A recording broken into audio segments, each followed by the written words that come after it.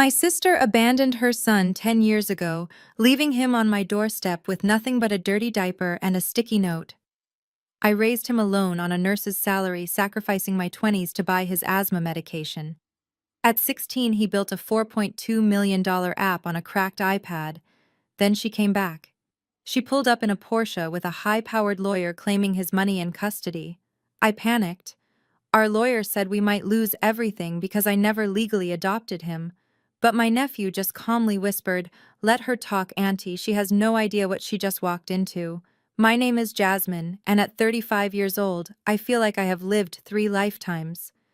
Most women my age are worrying about wrinkles or dating apps, but I spend my nights worrying about dialysis machines and electricity bills. Before I continue this story, let me know where you are watching from in the comments below. Hit like and subscribe if you have ever had to sacrifice your dreams for family who did not appreciate it. The rhythmic beeping of the dialysis machines is the only music I have known for a decade.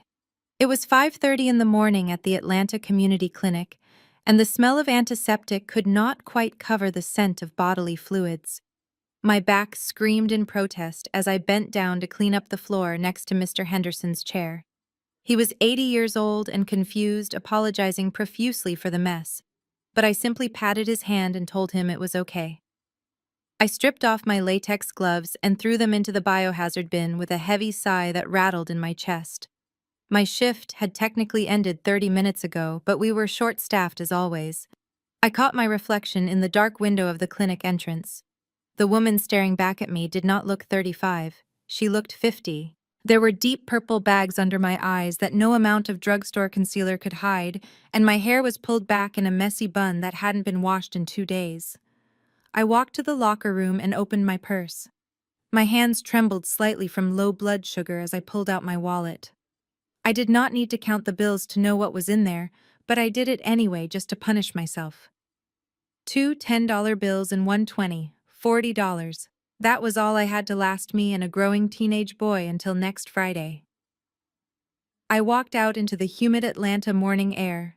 The parking lot was empty except for my silver 2010 Honda Civic. The clear coat was peeling off the hood like sunburned skin, revealing the gray metal beneath.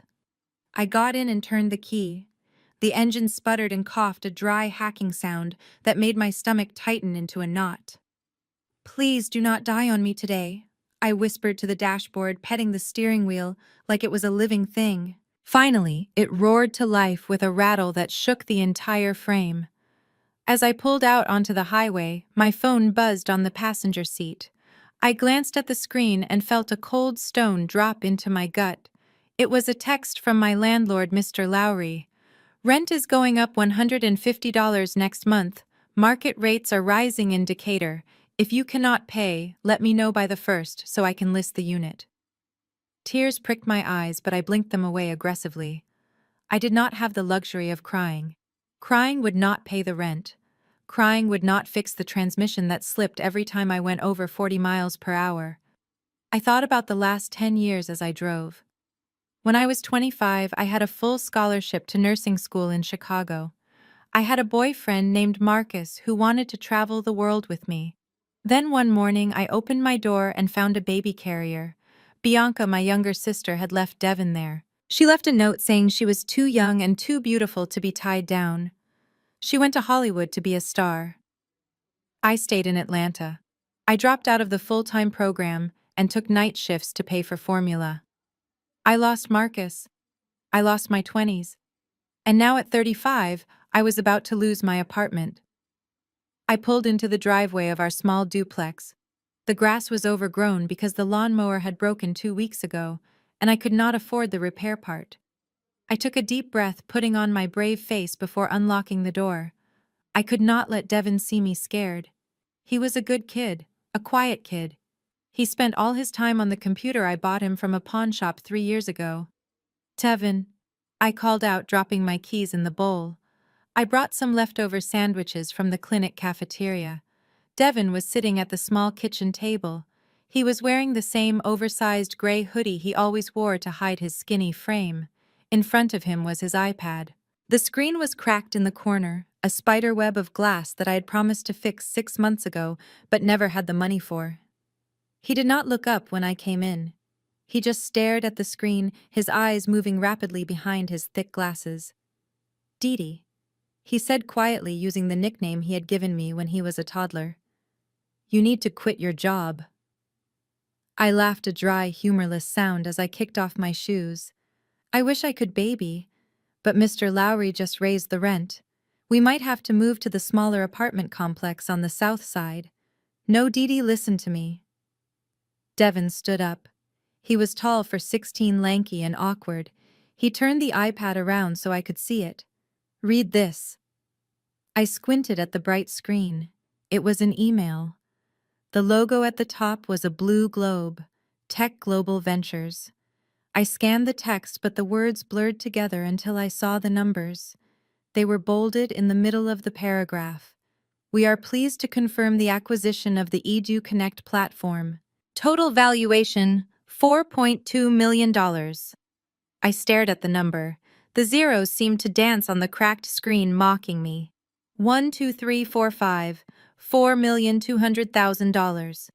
Devin. I sighed, rubbing my temples where a headache was forming.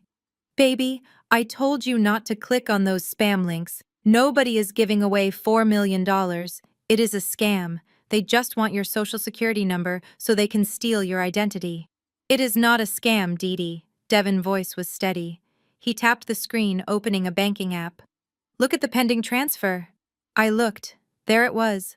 A pending deposit from Tech Global Escrow Services. The amount was so large it did not fit on one line. "I built it for the kids at school," Devin explained softly. "You know how Tyrell failed math because his mom could not afford a tutor. I wrote a code that connects college students who need volunteer hours with high schoolers who need help. Tech Global liked the algorithm. They bought it, Dee. It is real." My knees gave out. I collapsed onto one of the mismatched kitchen chairs.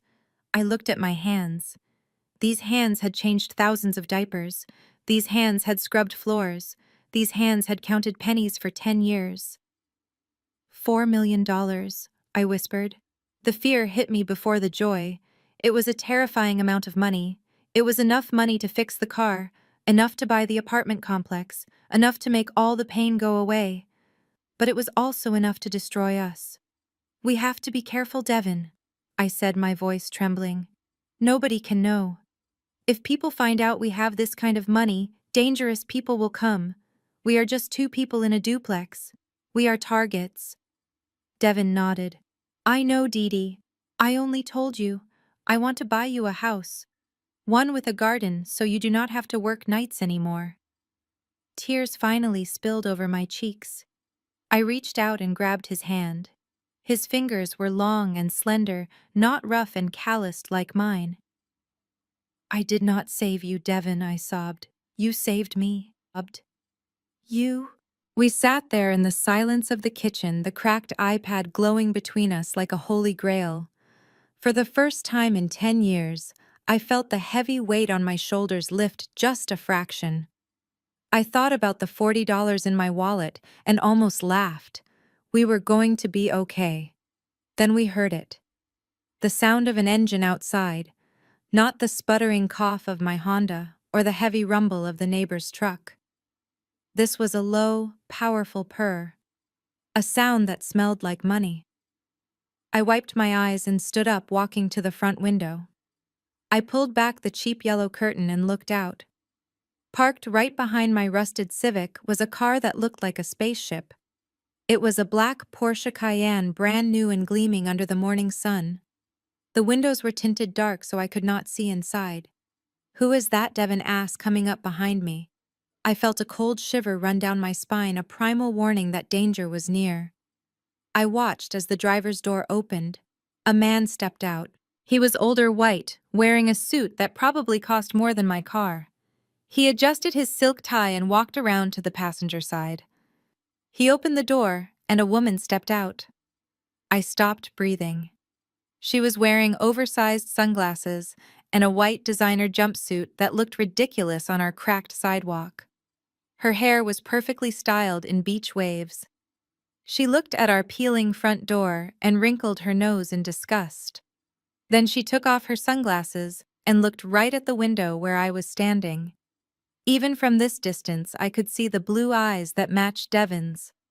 "It cannot be," I whispered. The woman walked up the path, her high heels clicking loudly on the concrete.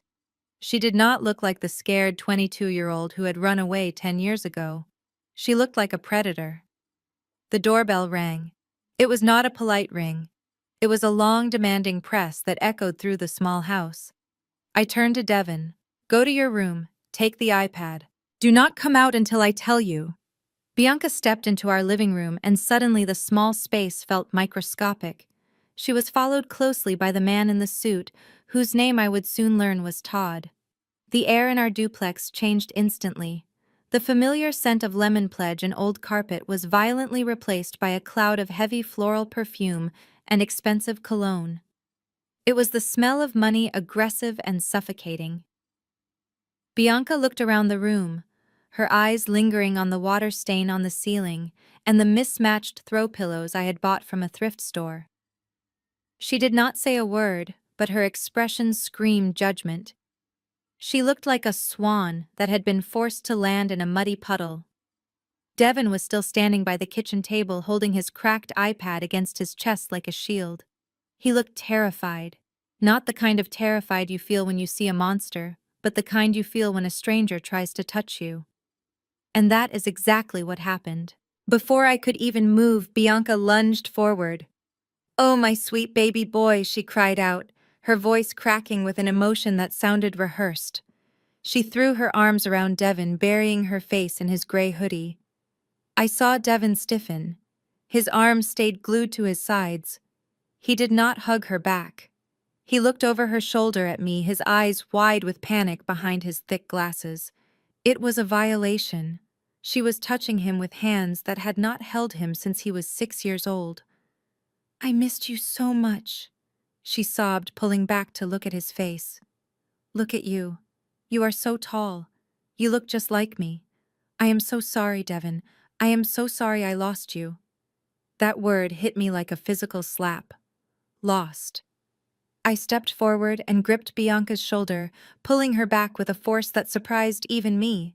"Get your hands off him," I said, my voice low and shaking with rage. "You did not lose him, Bianca. You did not misplace him like a set of car keys or a pair of sunglasses. You left him." Bianca stumbled back into Todd, who caught her by the elbow. She smoothed down the front of her white jumpsuit, her face twisting into a scowl. "Do not be dramatic, Jasmine," she snapped. "I was a child myself. I was 22 years old. I was suffering from severe postpartum depression. I was confused and I was scared. I did not abandon him. I left him with his family because I needed to heal." "Heal," I repeated incredulously. "You left him at a fire station, Bianca. You did not leave him with me. You left him at a fire station with a note pinned to his blanket. The firefighters had to call social services. I had to fight for 6 months to get him out of foster care because you disappeared off the face of the earth." Todd cleared his throat.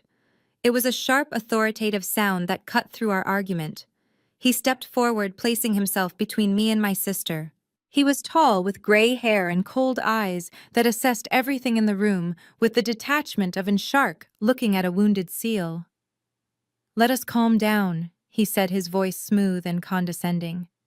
"I am Todd, Bianca's husband, and we are not here to rehash ancient history, Jasmine. We are here because we care. We are here because we saw the news."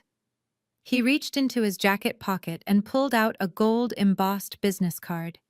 He placed it gently on our scratched coffee table. It landed with a soft thud that sounded louder than a gunshot in the quiet room. We read the press release about Tech Global. Todd continued. $4.2 million. That is a significant achievement for a young man. Congratulations, Devon." Devon did not answer. He just tightened his grip on the iPad. However, Todd turned his gaze to me and his smile did not reach his eyes. A sum of that magnitude creates complications.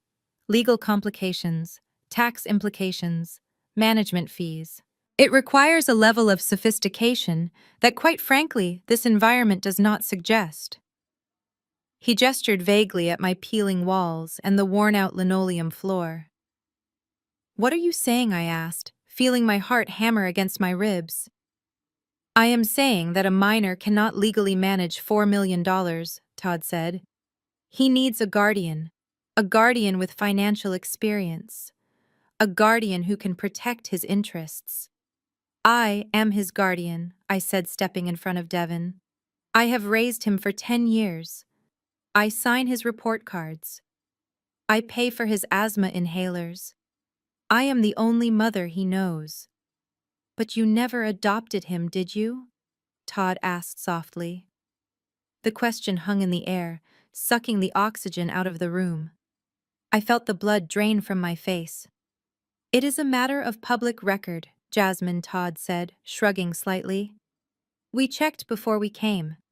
You have kinship care. You have physical custody. But you never terminated Bianca parental rights. You never finalized an adoption. I did not have the money, I whispered. And Bianca refused to sign the papers. Exactly, Todd said.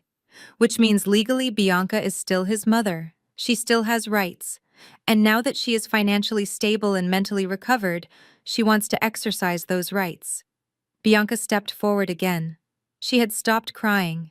The tears had vanished as quickly as they had appeared. Now she looked at Devin with a hungry intensity. I want to make it up to you, Devin, she said. Look at this place. It is a rat hole. There is mold in the corners. I saw your car outside Jasmine. It looks like it is about to explode. Is this the life you want for my son? I give him love. I said, my voice trembling. I give him a home. You give him poverty, Bianca spat back. I can give him the world. We have a house in Buckhead. We have a pool. We have connections. Tech Global is great, but with Todd help, that 4 million could be 40 million in 5 years. Or it could disappear if it is managed by a nurse who barely makes minimum wage. She turned to Devin. Pack your bags, Devin, she said, her voice leaving no room for argument. What? I gasped. You cannot just take him. Watch me, Bianca said, crossing her arms. I am his mother. I have the birth certificate. I have the lawyer. And you, Jasmine, you have nothing. You are essentially a babysitter who has overstayed her welcome. She looked at her diamond-encrusted watch.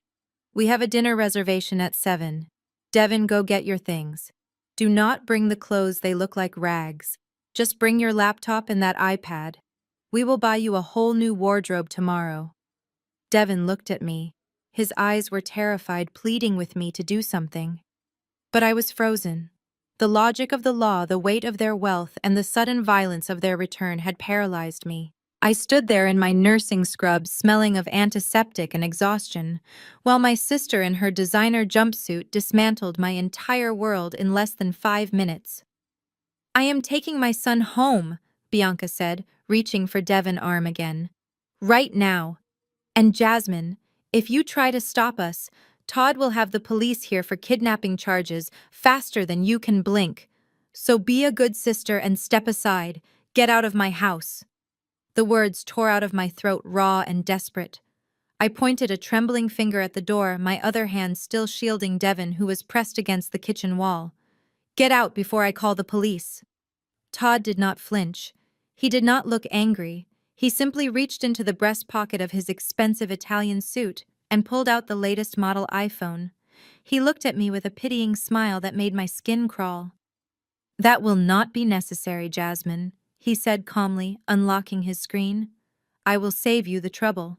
He tapped the screen 3 times and put the phone to his ear. I watched in horror as his voice changed instantly. Gone was the arrogant lawyer. In his place was a concerned, terrified citizen. Yes, hello, 911. I need an officer at 42 Maple Street immediately. Yes, I am here with my wife. We are attempting to retrieve her minor son from a relative who is refusing to release him. The relative is acting erratic. She is screaming. We are concerned for the child's safety. Yes, she is becoming aggressive. Please hurry. He hung up and slid the phone back into his pocket. Bianca was checking her reflection in the hallway mirror, adjusting a strand of hair that was already perfect. You are a monster, I whispered. No, Jasmine, Todd said, smoothing his tie. I am a lawyer. And you are about to learn the difference between being a mother and just playing house. The next 10 minutes were the longest of my life.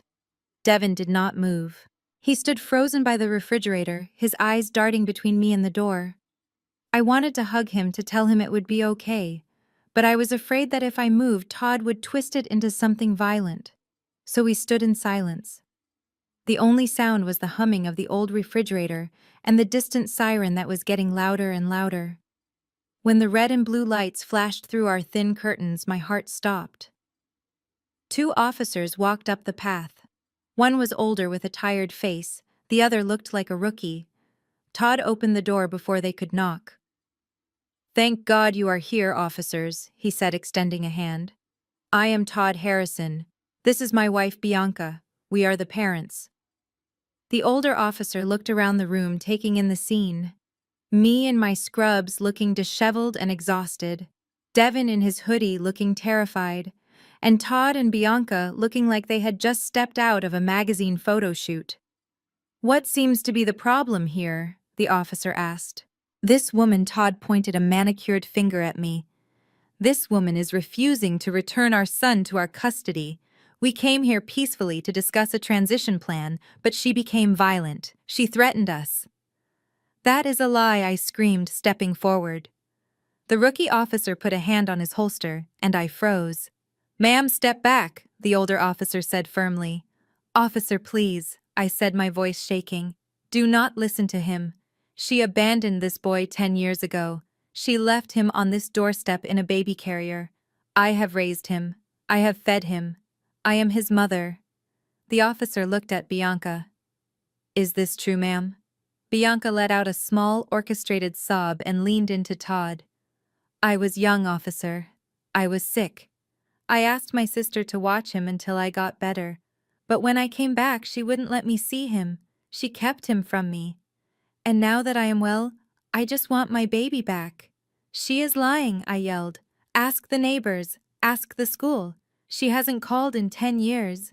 She doesn't even know his middle name." Todd reached into a leather briefcase he had brought in. "Officer, we can argue about feelings all day, but the law deals in facts. Here is Devin's birth certificate. Mother Bianca Miller, father unknown. And here is a copy of the state custody records." The officer took the papers. He adjusted his glasses and read them under the dim light of my hallway. He flipped through the pages. Then he looked up at me. "Ma'am, do you have any adoption papers? Do you have a court order granting you permanent legal guardianship?" I felt the floor drop out from under me. I have kinship care papers," I stammered. "From when he was 6. The social worker said." "Do you have a finalized adoption decree?" the officer interrupted. "No," I whispered. "Lawyers cost $5,000. I didn't have the money. And she—" I pointed at Bianca. "She wouldn't sign the termination of rights. She said she would come back in a few months. I trusted her. She is my sister. The officer sighed. He handed the papers back to Todd. He looked at me with genuine sympathy, but I knew what was coming. "Ma'am, without a court order stripping the biological mother of her rights, she is the legal guardian. Technically, you are holding the child without consent. But he lives here," I pleaded. "His school is here. His life is here. You can't just let strangers take him." "They are not strangers, ma'am," the officer said gently. "According to the state of Georgia, they are his parents." Todd leaned in close to the officer. His voice dropped to a conspiratorial whisper, but loud enough for me to hear. "Officer, look at her. She is hysterical. We believe she is having a breakdown. We also have reason to believe she is trying to access the boy's financial accounts. He recently came into a small inheritance, and suddenly she is very possessive. We are worried she might flee the state with him." My blood ran cold. He was twisting everything. He was taking my love, my protection, and painting it as greed and insanity. "I am not stealing anything," I cried. "I am a nurse. I save lives." Officer Todd said, his voice hardening. "If she does not release the boy, we would like to press charges for custodial interference. In this state, that is a felony. It is considered kidnapping." The word hung in the air like a guillotine blade. Kidnapping. I looked at Devin. He was shaking. If I went to jail tonight, Devin would go with them anyway, and I would have a criminal record. I would lose my nursing license. I would lose any chance of fighting for him in the future. The officer looked at me. "Ma'am, I do not want to arrest you tonight, but you have to cooperate. If you do not have legal paperwork, I cannot stop them from taking their son." Todd smiled. A shark sensing blood. "However, officer," he said, "we do not want to traumatize the boy tonight. We are reasonable people. We are willing to let him stay here one more night to pack his things. But we want a court summons issued immediately. We want a hearing next week to formalize the transfer of custody." The officer nodded. "That seems like a fair compromise." He pulled out his notepad and wrote something down, tearing off a yellow slip of paper. He handed it to me. "Jasmine Miller, you are hereby summoned to the Fulton County Family Court next Tuesday at 9 a.m. regarding the petition for custody of Devin Miller. Do not miss this date, or a warrant will be issued for your arrest." I took the paper. It felt heavy in my hand. Todd buttoned his jacket. He looked at Devin. "See you soon, son. Make sure you pack the iPad. We have big plans for that." Bianca blew a kiss to Devin, a gesture that looked as natural as a snake trying to fly. "Bye, baby, mommy loves you." They turned and walked out the door. The police officers followed them, leaving me standing in the center of my living room, holding a piece of yellow paper that felt like a death sentence. The red and blue lights faded as they drove away, leaving us in the darkness of the duplex. I looked at Devin. He walked over to me slowly. "Dee Dee," he whispered, "are they going to take me to jail?" "No, baby," I said, pulling him into a hug so tight I thought I might break his ribs. "No. But we are going to war. And I don't know if we have enough ammunition to win." The next morning, the air in the Atlanta Community Clinic felt different. Usually the break room was filled with the smell of stale coffee and the chatter of nurses complaining about their aching feet, but today it was silent. When I walked in, conversation stopped abruptly. My coworkers, people I had shared lunches and birthdays with for 5 years, looked down at their shoes, or suddenly became very interested in their clipboards. I felt a cold prickle of unease crawl up my neck. I walked to my locker and reached for my scrubs, but before I could open the metal door, Mrs. Higgins, the clinic administrator, appeared. She did not smile. "Jasmine," she said, her voice tight and formal, "can you please step into my office? We need to talk." My stomach dropped. I followed her down the hallway, feeling the weight of everyone's eyes on my back. Mrs. Higgins closed the door and sat behind her desk. She did not offer me a seat. She simply turned her computer monitor around so I could see the screen. It was paused on a video. The title read, "Heartbroken Mother Fights to Reclaim Son from Abusive Sister." The thumbnail was a close-up of Bianca's face, tear-streaked and perfectly lit. Mrs. Higgins pressed play.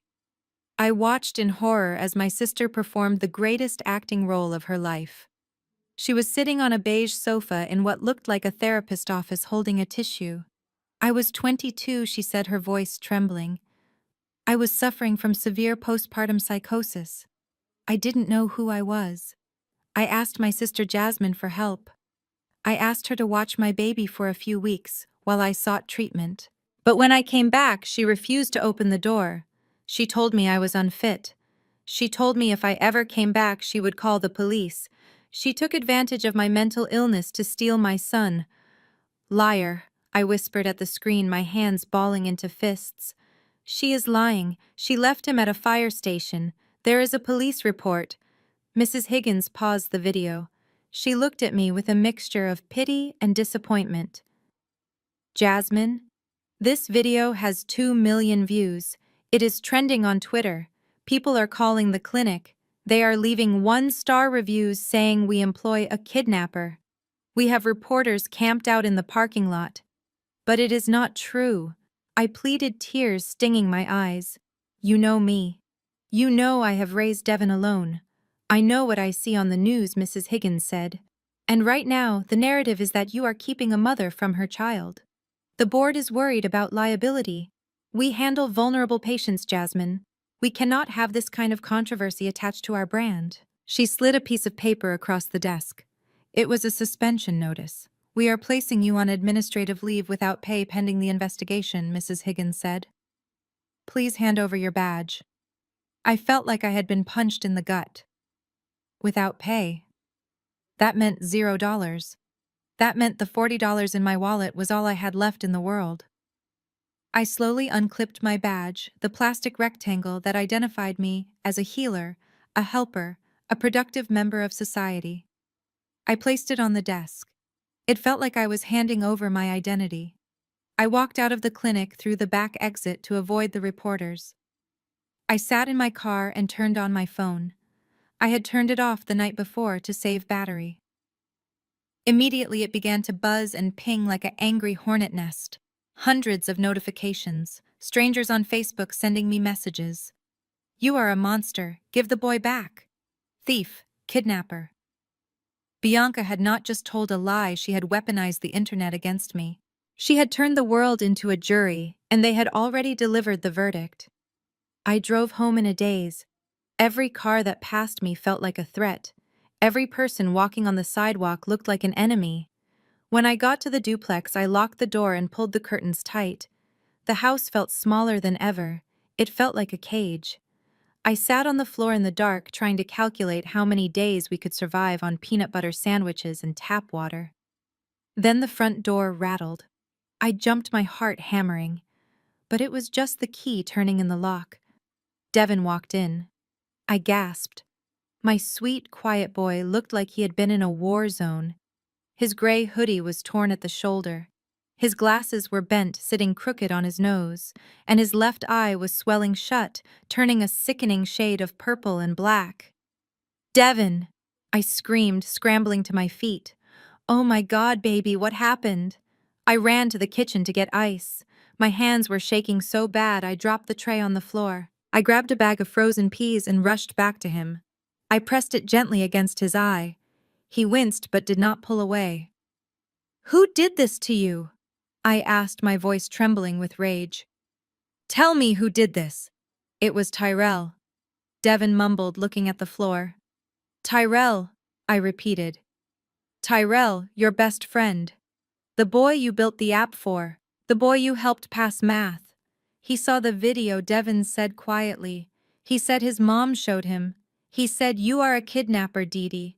He said you stole me, and that I should be grateful my real mom wants me back." I told him to shut up. He pushed me. I pushed back. "You fought him?" I asked, tears streaming down my face. "Devin, you never fight. You are a pacifist." "I couldn't let him say that about you," Devin said, looking up at me with his one good eye. "You are not a kidnapper. You are my mom." I told him that. I told him my mom is a hero. I pulled him into my arms and wept. I cried for his bruised face. I cried for his lost innocence. I cried because my love for him was the very thing that was destroying his life. Bianca and Todd were not just attacking me. They were turning his own world against him. They were isolating us, cutting off our lifelines one by one. My phone buzzed again on the floor. I ignored it. It buzzed again and again. Finally, I picked it up. It was a text from an unknown number. I opened it. It was a photo. A screenshot of a legal document drafted on heavy letterhead. Below it was a message from Todd. "Jasmine," the text read, "I see you lost your job today. Tragic. This does not have to get uglier. We can make the criminal charges go away. We can make the internet hate go away. All you have to do is sign the voluntary surrender of custody forms attached to this email. Give us the boy and transfer the administrative rights to his trust fund by tomorrow morning, and we will drop the kidnapping lawsuit. If you refuse, we will see you in court on Tuesday, and I promise you will leave that courtroom in handcuffs." I looked at the text, then I looked at Devin. He was sitting on the couch holding the frozen peas to his eye, staring blankly at the wall. He looked so small, so defeated. They had taken my job. They had taken my reputation. They had taken my safety. And now they were holding my freedom hostage. I realized then that I was not fighting a family dispute. I was fighting a corporate takeover, and I was the hostile element that needed to be liquidated. Dee Dee Devon asked, softly breaking the silence. Are we going to lose? I looked at the message from Todd one last time. The cursor blinked next to the reply button. I wiped my face and stood up.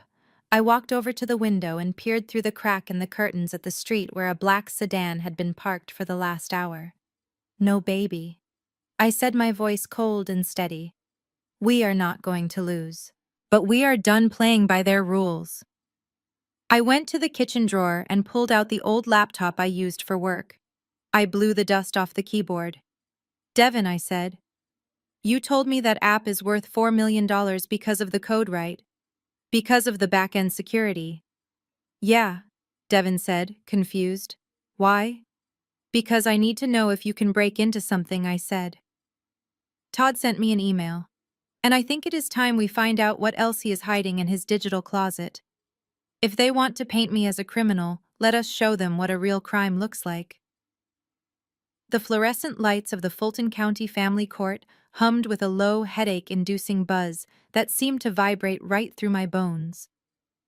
I sat at the defendant's table, clutching my purse so tightly my knuckles had turned white. Next to me sat Mr. Henderson, a public defender with coffee stains on his tie, and a stack of files so high I wondered how he found the time to sleep. He had met me exactly 5 minutes before the hearing began. He did not know Devon's favorite color. He did not know about the asthma attacks. He did not know that I was the one who taught Devon how to tie his shoes. To Mr. Henderson, I was just case number 4 of 12 for the day. Across the aisle, the scene looked like a corporate boardroom meeting. Todd sat relaxed and confident in a charcoal suit that fit him perfectly. He was flanked by 2 junior associates who were busy organizing binders of evidence on the mahogany table. Bianca sat next to him wearing a modest navy blue dress and pearl earrings. She looked the picture of maternal repentance. She dabbing at dry eyes with a silk handkerchief every time the judge looked her way. They looked like a family. We looked like a charity case. All rise, the bailiff announced, and my heart hammered against my ribs as Judge Reynolds swept into the room. He was an older man with stern reading glasses and a face that suggested he had no patience for emotional outbursts. I felt a sinking sensation in my stomach. Judge Reynolds and Todd probably belonged to the same country club. They probably drank the same scotch. The hearing began and it was a massacre. Todd stood up first. He did not raise his voice. He did not point fingers. He spoke with a gentle, patronizing tone that was far more dangerous than any shout. Your Honor. Todd began pacing slowly before the bench. We are not here to villainize Ms. Miller. We acknowledge that she stepped in when my wife was suffering from a debilitating mental health crisis. For that, we are grateful. He paused, letting the gratitude hang in the air before pulling out a knife. However, we must look at the current reality. Ms. Miller has recently been suspended from her job at the clinic due to allegations of kidnapping. She has zero income. She lives in a rental property in Decatur, where the crime rate is 40% higher than the national average. Todd gestured to a large screen where photos of my duplex appeared. They had taken pictures of the peeling paint on the front door, the overgrown grass, the rusted Honda Civic in the driveway. Through their lens, my home did not look like a sanctuary. It looked like a slum. Then he clicked a button and the screen changed. Photos of a sprawling estate appeared. A sparkling swimming pool, a private library, a bedroom with a view of the Atlanta skyline. Your Honor. Todd continued, Devon is a special young man. A genius. He has just acquired significant assets. Does he belong in an environment where he has to worry about eviction notices? Or does he belong in an environment that can nurture his gifts? My wife and I can offer him private tutoring, security, stability. We simply want to bring our son home. My lawyer stood up, but he lacked Todd's polish. He stuttered slightly, shuffling his papers. Your Honor, Ms. Miller has been the primary caregiver for 10 years. The child is bonded to her. Uprooting him would be traumatic. Judge Reynolds peered over his glasses, looking directly at me. Ms. Miller, is it true you are currently unemployed?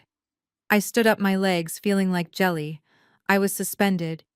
Your Honor, because of a smear campaign launched by the plaintiffs. I am a head nurse. I work hard.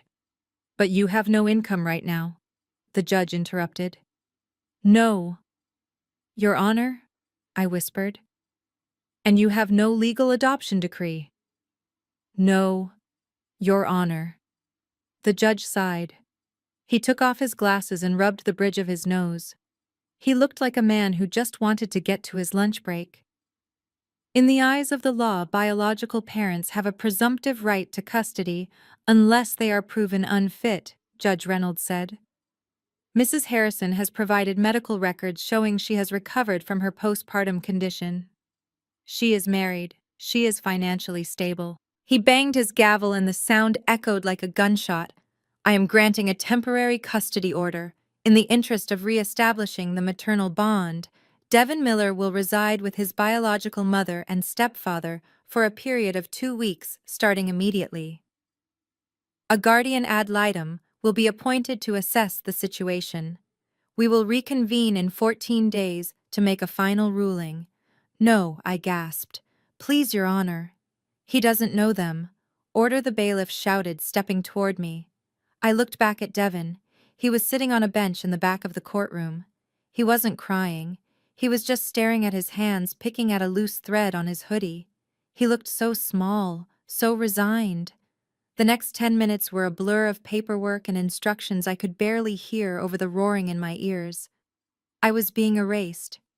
10 years of love wiped away by a bank account balance and a birth certificate.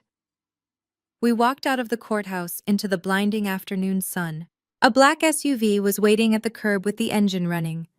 Bianca was already smiling, chatting with her lawyer as if they had just won a tennis match. Todd was checking his watch. Devin walked behind them, dragging his feet. He was carrying a small duffel bag I had packed for him just in case. Devin. I called out, my voice cracking. He stopped and turned to me. His eyes were red-rimmed behind his glasses. I ran to him, ignoring Todd's warning glare. I grabbed his shoulders, looking him up and down, trying to memorize his face. Listen to me, baby, I said, trying to keep my voice steady. It is just 2 weeks. Just 14 days. I will fix this. I will get a new lawyer. I will sell the car. I will do whatever it takes. I know, Dee, Devin whispered. Suddenly I remembered. I reached into my purse and pulled out a small blue plastic inhaler. It was his albuterol. The seasons were changing and the pollen count in Atlanta was high. Take this, I said, pressing it into his hand. You know the drill. 2 puffs if your chest feels tight. Do not wait until you can't breathe, okay? And keep it by your bed. Devin nodded and reached for it. But before his fingers could close around the plastic, a hand snatched it away. Bianca stood there holding the inhaler with 2 fingers as if it were a dead cockroach. We do not need this, she said coldly. Bianca, please, I pleaded. He has asthma. If he has an attack at night? He has asthma because he lives in that dusty, moldy apartment with you, Bianca interrupted. Her blue eyes were like ice. My house has a central HEPA filtration system. The air quality is hospital grade. He won't need this cheap drugstore garbage. She turned and threw the inhaler toward a trash can near the curb. She missed. The blue plastic skittered across the concrete sidewalk and rolled into the gutter, disappearing into the darkness of the sewer grate. I gasped, lunging for it, but it was gone. You are crazy, I screamed. You are going to kill him. Get in the car, Devin, Todd barked, opening the back door of the SUV. Devin looked at the gutter, then at me. A single tear escaped from under his glasses, tracking through the dust on his cheek. Go, Todd ordered, pushing him gently but firmly by the shoulder. Devin climbed into the leather interior. He looked like an astronaut entering a hostile planet. The door slammed shut with a heavy, expensive thud that sealed him away from me. I ran to the window, pressing my palm against the glass. Devin, I mouthed, I love you. The window was tinted so dark I could barely see him, but I saw him lift his hand to wave. Then I heard the electric whir of the window motor. The black glass slid up, cutting off the last sliver of his face. The SUV pulled away, merging effortlessly into the Atlanta traffic. I stood there on the hot pavement, my hands still reaching out toward nothing. The exhaust fumes filled my lungs, and for a moment I couldn't breathe either. I felt the imaginary weight of an inhaler in my hand and wished I could use it for myself. My knees hit the concrete. I didn't care who was watching. I didn't care about the stains on my pants. I collapsed right there in front of the courthouse, curling into myself as a guttural sob tore its way out of my chest. They had taken my boy. They had taken his medicine. And they had driven off into a world where I could not follow. I was 35 years old. I had $40 in my pocket. And I had just lost the only thing that made my heart beat. The black SUV glided through the wrought iron gates of an estate in Buckhead that looked more like a museum than a home. Devin sat in the back seat, silently gripping the handle of his duffel bag. The house was massive, a sprawling white mansion with columns that reached up to the sky and a fountain in the driveway that was larger than our entire apartment. But as Devin stepped out onto the polished marble driveway, he did not feel impressed. He felt cold. The air here was thin and sharp, and the house loomed over him like a white tomb. "Welcome home, son," Todd said, clapping a heavy hand on Devin's shoulder. He did not wait for a response before marching toward the double oak doors. A maid in a black and white uniform opened them, her face blank and unsmiling. She took Devin's bag without a word, as if he were a guest checking into a hotel rather than a family member returning home. Bianca grabbed Devin's hand and pulled him up the grand staircase. The stairs were made of floating glass and steel, terrifyingly modern and cold to the touch. "Come on, baby," she said, her heels clicking sharply on the steps. "Wait until you see your room. I had the interior designer redo it completely yesterday. It is perfect." She pushed open a door at the end of the long hallway. Devin stepped inside and stopped.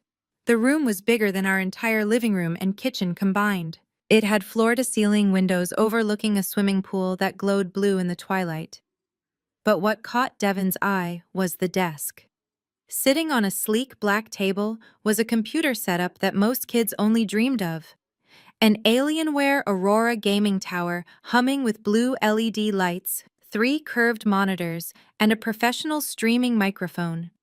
Next to it on the bed lay piles of clothes, Gucci hoodies, Balenciaga sneakers, and designer jeans with price tags still attached.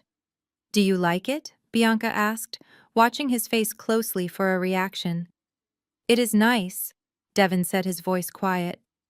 "Nice," she laughed, a harsh, tinkling sound. "Baby, this is $5,000 worth of hardware. This is top of the line. Your Aunt Jasmine could work for 10 years and never afford the graphics card alone." She walked over to the bed and picked up one of the hoodies, holding it against him.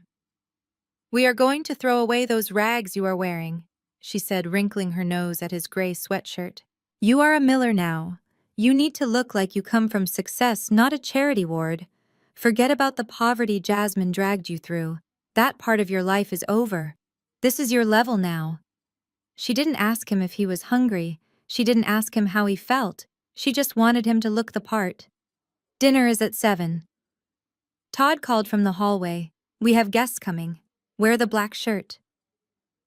That night, the house came alive with noise, but none of it was joyful. Downstairs in the grand salon, Todd and Bianca were hosting what they called a welcome home party, but it sounded more like a networking event. The bass of house music thumped through the floorboards, vibrating in Devin's chest. He lay in the massive bed staring at the ceiling. The central air conditioning was blasting, pumping dry, frigid air into the room. Devin felt the familiar tickle in his throat before the tightness set in. His lungs began to constrict, reacting to the stress and the dry, processed air of the mansion. He sat up instinctively, reaching for the nightstand where he always kept his inhaler. But his hand grasped only empty air. He remembered the blue plastic skittering across the sidewalk and falling into the gutter. Bianca had thrown it away. He tried to take a deep breath, but it felt like breathing through a coffee stirrer. A small wheeze escaped his lips. Panic, the enemy of every asthmatic, began to rise in his chest, making it even harder to breathe. He needed steam. He needed water. He swung his legs out of bed and stumbled toward the door. The hallway was empty, the white walls stretching out endlessly. He walked toward the stairs holding the railing to keep from falling. Below him he could see the party. Men in suits and women in cocktail dresses were laughing, holding crystal champagne flutes. Bianca was in the center of the room, wearing a shimmering gold dress, throwing her head back in laughter as she held court. "Mom," he tried to call out, but his voice was a whisper, a weak rasp that was swallowed by the music. He waved his hand, trying to catch her eye. Bianca looked up toward the landing. For a second their eyes met. Devin pointed to his chest, gasping. But Bianca just smiled, thinking he was waving goodnight. She blew him a kiss and turned back to pour more champagne for a wealthy investor. She did not see him. She only saw the trophy she had won. Devin stumbled back from the railing, his vision blurring at the edges. He needed to find a bathroom. He needed to turn on a hot shower and breathe the steam. He navigated down the hallway, opening doors randomly. He pushed open a heavy mahogany door, thinking it was a bathroom. It wasn't. It was Todd's study. The room was dark, lit only by the glow of a cigar tip and the screen of a laptop. Todd was there, but he wasn't alone. He was on the phone, pacing back and forth, his voice low and angry. Devin froze in the doorway, hidden by the shadows. "Listen to me, you bloodsucker," Todd hissed into the phone. "I told you Friday. The boy is here. He is upstairs right now." Devin held his breath, his lungs burning. "Yes, I have the papers drawn up." Todd continued, taking a drag of the cigar. "I just need to get him to sign the power of attorney. He is 16. He doesn't know a contract from a coloring book. Once I have control of the trust, I can wire you the 500,000. There was a pause as the person on the other end spoke. "Don't threaten me," Todd snapped. "You will get your money, and do not touch the boat. That yacht is the only thing I have left to leverage for the firm credit line. If you repo the boat before the deal closes, I am ruined." Todd turned toward the window, looking out at the dark grounds. "Bianca is doing her part," he said, his voice dripping with contempt. "She is playing mommy dearest. God, it is pathetic watching her try to hug the kid. But she knows the stakes. If we don't get access to that 4 million by the end of the month, we lose the house. So yes, I will make him sign, even if I have to break his fingers to hold the pen." Devin backed away slowly. The wheezing in his chest had stopped, not because he could breathe, but because his heart had turned to ice. He did not go to the bathroom. He went back to his room and locked the door. He crawled into the massive cold bed and pulled the duvet over his head. He focused on taking shallow, controlled breaths, just like Jasmine had taught him. In through the nose, out through the mouth. He closed his eyes, but he didn't sleep. The tears that finally came were hot and silent. He wasn't a son. He wasn't a long-lost family member. He was a paycheck. He was a bailout. He was a walking, talking ATM machine that they needed to rob to save their vanity. He looked over at the Alienware computer humming with its blue lights. Bianca had called it a gift. Now he knew what it really was. It was a bribe. A shiny toy to distract him while they picked his pockets. Devin sat up and wiped his face. The panic was gone, replaced by a cold, hard clarity that was far beyond his 16 years. He looked at the computer again. "You want my money?" he whispered to the empty room, his voice raspy but steady. "You want to use me for my code." He stood up and walked over to the desk. He sat down in the expensive leather gaming chair and wiggled the mouse. The screens woke up, casting a glow on his bruised face. "Okay, Todd," he said, cracking his knuckles. "Let us see how much you really know about computers." Devin began to type. The smell of Italian leather and premium tire rubber filled the air inside the McLaren dealership in Buckhead. It was a scent that whispered power. Todd walked through the showroom with the confidence of a man who owned the pavement he walked on. He guided Devin toward a sleek vehicle that sat on a rotating pedestal under spotlights. It was a McLaren 720S, painted a violent shade of volcano orange. The car looked fast even when it was standing still. It looked like a weapon. Todd placed a hand on the hood, feeling the cold, smooth metal.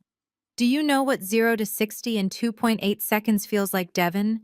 It feels like leaving the rest of the world behind. It feels like escape.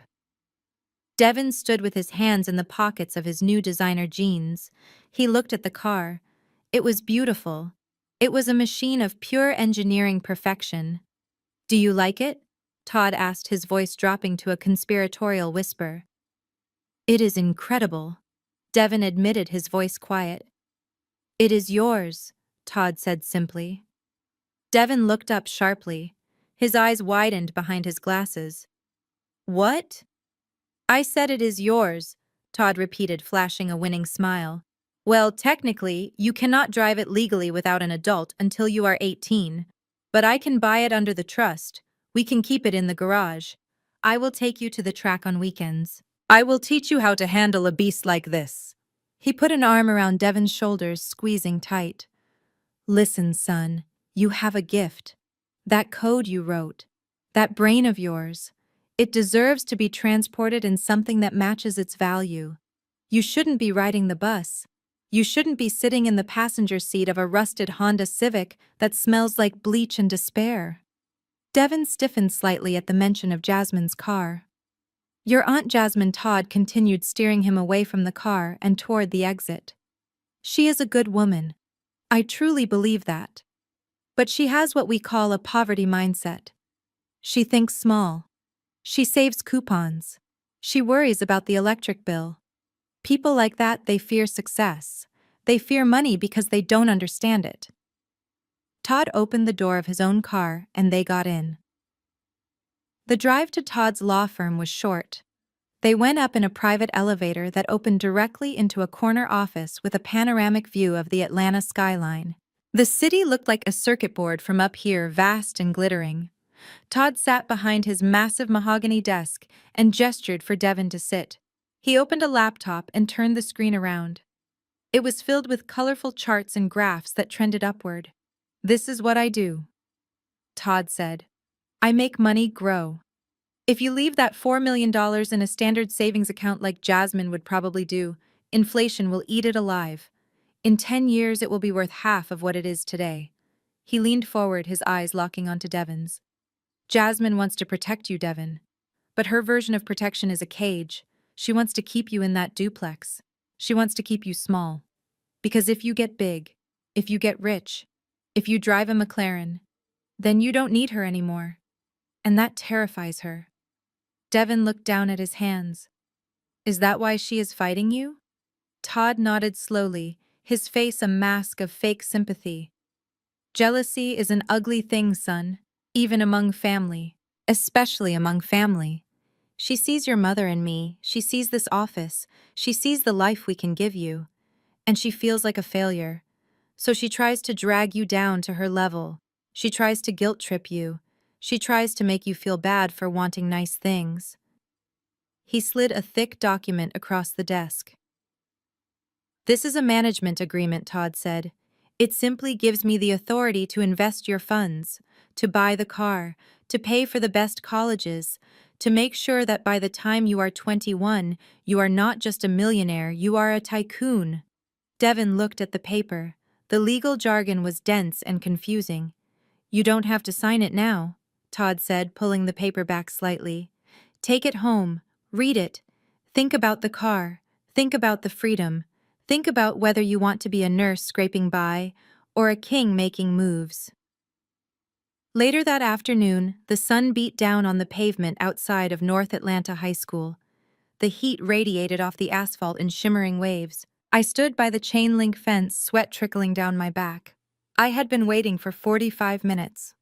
My suspension from the clinic meant I had nowhere to be but here. I needed to see him.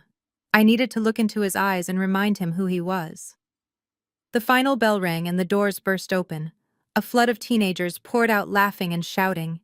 I scanned the crowd, searching for the familiar gray hoodie. Then I saw him. He was walking with a group of kids I didn't recognize. He wasn't wearing his hoodie. He was wearing a black designer t-shirt that fit him perfectly and expensive sneakers that looked brand new. He wasn't looking at the ground anymore. He was looking straight ahead. "Devin." I called out, waving my hand through the fence. "Devin, over here." He didn't turn. A large man in a polo shirt with the word security embroidered on the chest stepped in front of me. He was built like a linebacker and wore dark sunglasses. "Ma'am, you need to step back," he rumbled, crossing his massive arms.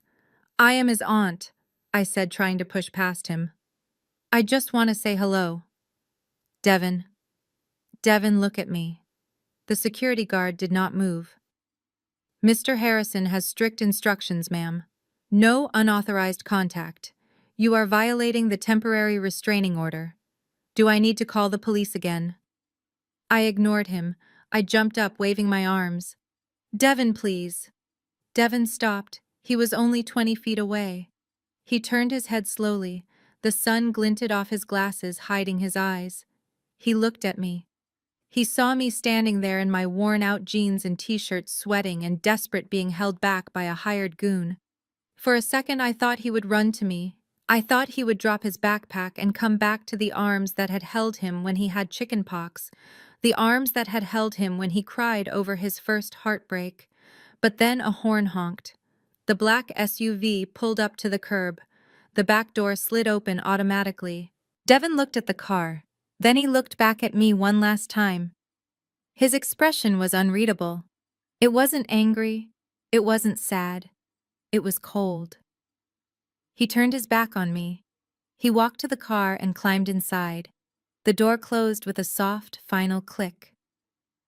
The SUV pulled away, disappearing into the stream of traffic, leaving me clinging to the wire fence, my fingers bleeding from how hard I was gripping the metal. I slid down to the ground, sitting in the dirt outside the school. The students walked past me, whispering and staring, but I didn't care. Todd was right. I couldn't give him a McLaren. I couldn't give him a trust fund. I couldn't give him power. I had fought Bianca. I had fought the law. But today, I realized I was fighting something much stronger. I was fighting the seduction of a life I could never provide. I laid my head against the hot metal of the fence and closed my eyes. "They bought him," I whispered to the dust. "They finally bought him." The chandelier in the grand foyer was so bright it made my eyes water. Or maybe it was the smoke from the expensive cigars that Todd's business partners were puffing on like chimneys. It was the night before the final court hearing, and Todd had decided to throw what he called a celebration of excellence. But as I stood there in a stiff tuxedo that scratched my neck, I knew what it really was. It was a victory lap. Todd was parading me around like a prize poodle he had just bought at an auction. The house was filled with people I did not know, men in three-piece suits who looked at me with dollar signs in their eyes, and women in cocktail dresses who pinched my cheek and told me I was so lucky to have found my way home. I felt like an imposter. I felt like a ghost haunting my own life. "Drink up, son," Todd boomed, appearing at my elbow. He pressed a heavy crystal glass into my hand. It was filled with an amber liquid that smelled like gasoline and oak. "I don't drink," I said, trying to hand it back. "I am 16. "Nonsense." Todd laughed, slapping my back so hard I stumbled. "This is a private party, and you are the man of the hour. Just a sip to calm the nerves. Tomorrow is a big day." He watched me with intense, predatory eyes. I lifted the glass to my lips and took a sip. The whiskey burned my throat like fire, making me cough. Todd grinned. "Good lad. It puts hair on your chest. Finish it. We have business to discuss." Over the next hour, Todd made sure my glass was never empty. The room began to swim. The faces of the guests blurred into a sea of fake smiles and glittering jewelry. I felt dizzy and disconnected, as if I were floating above my own body. My limbs felt heavy, and my thoughts were sluggish.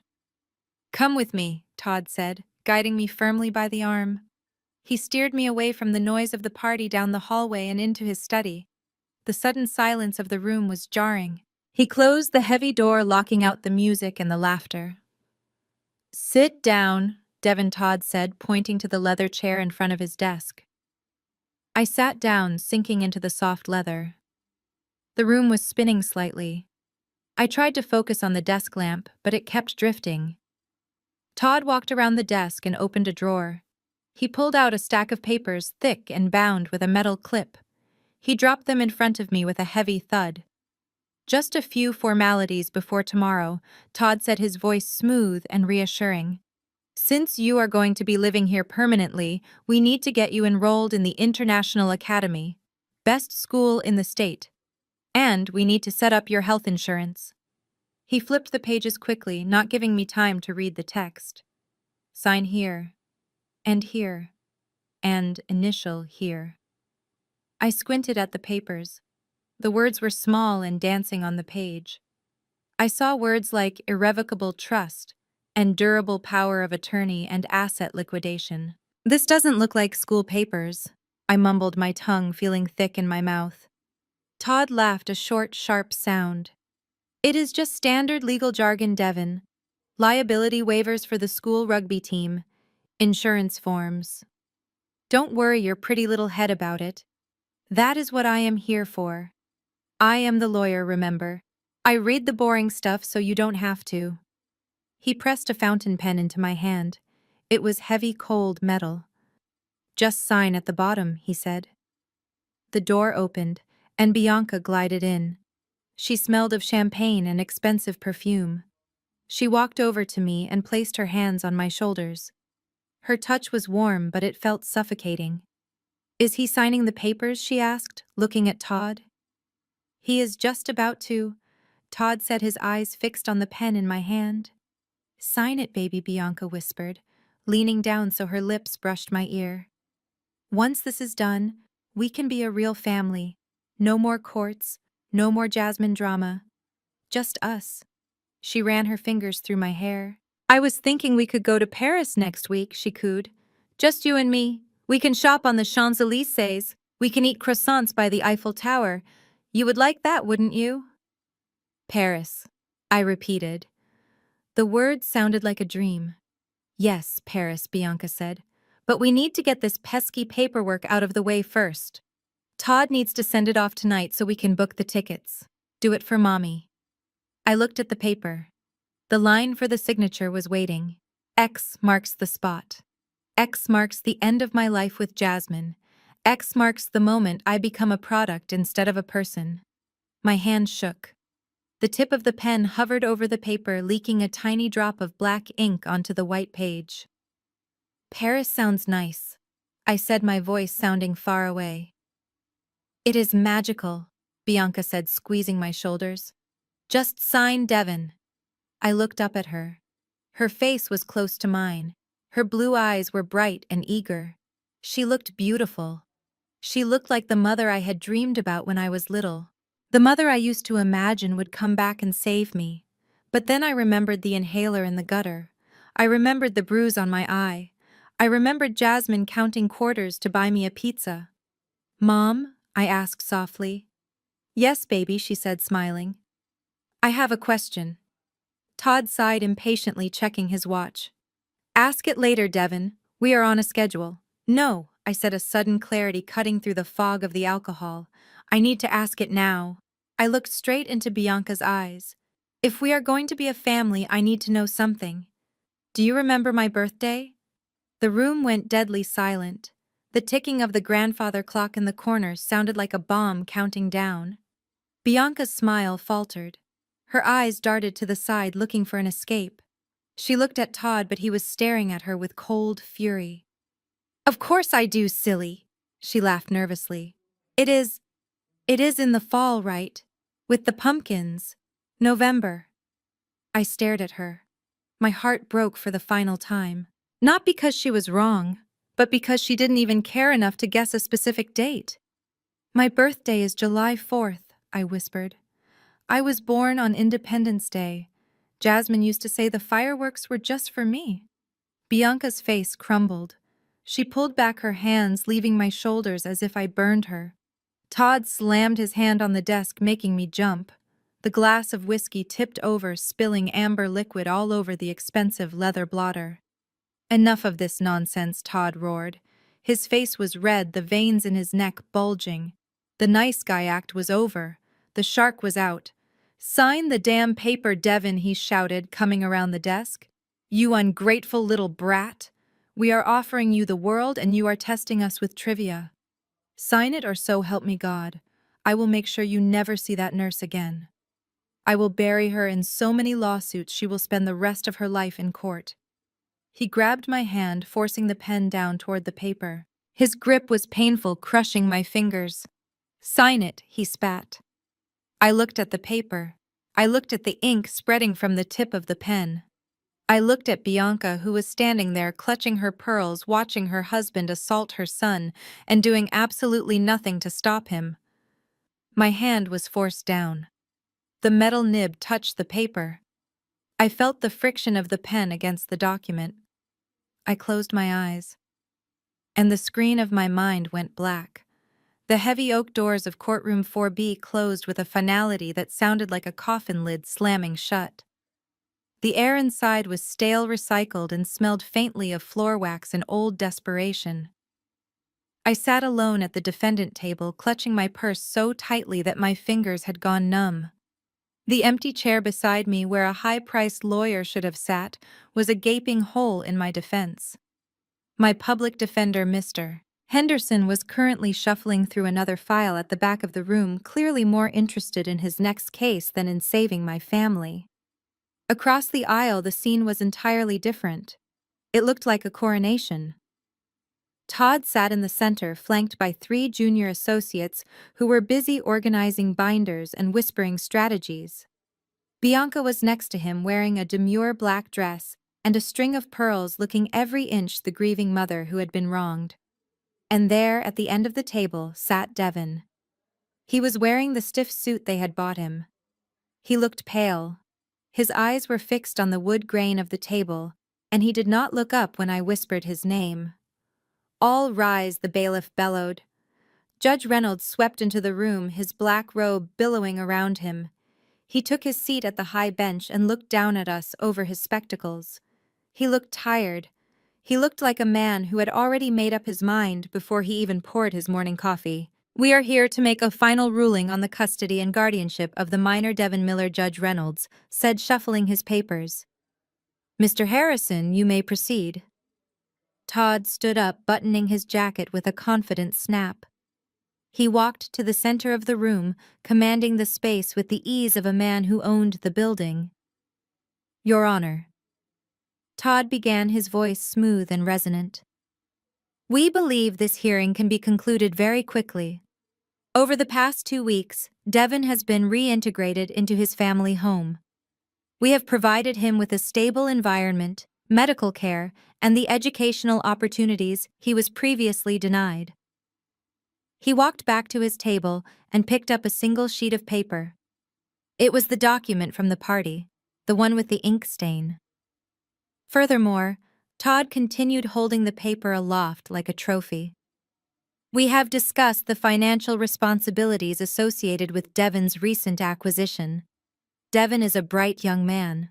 He understands that managing $4 million is beyond his current capabilities. Last night, after a long discussion about his future, Devin voluntarily signed this power of attorney and guardianship agreement. My heart stopped beating. I felt the blood drain from my face, leaving me cold and dizzy. He signed it. My brilliant strong boy had broken." Todd handed the paper to the bailiff, who passed it to the judge. "As you can see, Your Honor," Todd said, smiling at me with cold, dead eyes, "Devin has agreed to appoint me as the sole trustee of his assets until he reaches the age of 25. He has also consented to permanent physical custody with his biological mother and myself. This dispute is effectively over. The family is whole again." The judge adjusted his glasses and scrutinized the signature. He nodded slowly. "It appears to be in order. The signature matches." I couldn't breathe. I thought about the text messages. I thought about the party. I thought about the fear in Devin's eyes when I saw him at the school. "He forced him," I shouted, standing up so fast my chair scrapped loudly against the floor. "Order," the judge snapped, banging his gavel. "He forced him," I screamed, my voice cracking with hysteria. "Look at him. Your Honor, he is 16. He was coerced. Todd Harrison is a predator. He doesn't want the boy, he wants the money. Ms. Miller, sit down, or I will have you removed." The judge warned, his face turning red. "I can't sit down," I cried, tears streaming down my face. "I am his mother. Not by blood, but by every single day of his life that actually mattered. You cannot let them do this. Ask him about the party. Ask him what they made him drink. The bailiff stepped forward, placing a heavy hand on my shoulder, forcing me back into my seat. I struggled against him, but I was weak with hunger and exhaustion. I slumped into the chair, defeated, sobbing into my hands. Todd shook his head, looking at the judge with a look of long-suffering patience. Your Honor, this is exactly the kind of emotional instability we are trying to protect Devon from. It is tragic, really. She cannot accept that the boy has chosen a better life. Judge Reynolds sighed, rubbing his temples. He looked at the paper one more time, then he looked at Devon. Devon Miller, the judge said, his voice booming through the room. Please stand up. Devon slowly pushed his chair back. He stood up. He looked thinner than he had 2 weeks ago. The suit hung loosely on his frame, making him look like a child playing dress-up. Devon, the judge, continued. I have a document here that bears your signature. It grants Mr. Harrison full control over your finances and grants your biological mother full custody. Did you sign this document? Devon did not speak immediately. He reached up and adjusted his glasses. He took a deep breath. Yes, sir. Devon said, his voice quiet but steady. I signed it. I signed. A murmur went through the courtroom. Bianca let out a small gasp of relief and reached out to touch Devon's arm, but he pulled away slightly. And did you sign it of your own free will? The judge asked, leaning forward. Were you threatened or coerced in any way? I looked at Devon silently, begging him to tell the truth, begging him to be brave. Todd cleared his throat, a subtle sound that was clearly a warning. Devon looked at Todd. Then he turned his head and looked at me. For the first time in 2 weeks, our eyes met. I saw something in them that I hadn't seen before. It wasn't fear. It wasn't sadness. It was the same look he had when he was working on a complex line of code. It was calculation. Your Honor, Devon said, and his voice was louder this time, ringing clear in the silence. I signed it because I was told it was the only way to ensure my safety and my future. Todd's smile faltered slightly. The judge narrowed his eyes. However, Devon continued, reaching into his pocket. I would like to state for the record that I believe the counsel representing me, he pointed at Todd, has a significant conflict of interest. What is this? Todd snapped, stepping forward. Your Honor, the boy is confused. I am not confused, Devon said, turning to face Todd. You are representing me as my guardian, but you are also the beneficiary of the trust fees. In the coding world, we call that a fatal error. In the legal world, I believe it is called malpractice. The courtroom erupted in whispers. The judge banged his gavel. Silence. Mr. Miller, where are you going with this? Devon looked up at the high ceiling of the courtroom, then back at the judge. I am a minor, Your Honor, Devon said. But I am also the owner of a $4 million asset. And under Georgia law, that gives me the right to independent counsel to protect my estate. I do not consent to Mr. Harrison representing me. Todd laughed, a nervous, harsh sound. Independent counsel? Son, you don't have a lawyer. You don't have access to your funds. Who is going to represent you? Your aunt's public defender. Devon smiled. It was a small, cold smile. No, Devon said. I hired my own lawyer. I paid the retainer this morning using a loophole in the temporary banking restrictions that allows for emergency legal defense. He turned toward the heavy double doors at the back of the courtroom. I would like to dismiss my current legal representation effective immediately, Devon announced. My new attorney is waiting outside. The judge looked stunned. He looked at the bailiff. Open the doors. The bailiff walked to the back of the room. The heavy latch clicked. The sound echoed like a gunshot. Todd and Bianca turned around, their faces pale. I stood up, holding my breath. The doors swung open. The double doors of the courtroom swung open, and the sound of confident, rhythmic footsteps echoed against the high ceiling. Every head turned. Walking down the center aisle was a woman who radiated authority. She wore a sharp crimson suit that looked like armor and carried a briefcase that likely cost more than my entire year's salary. She did not look at the gallery. She did not look at Todd. She walked straight to the defense table where I was sitting and placed her briefcase down with a deliberate, heavy thud. I gasped. I recognized her face from the news. This was Eleanor Vance. She was not just a lawyer.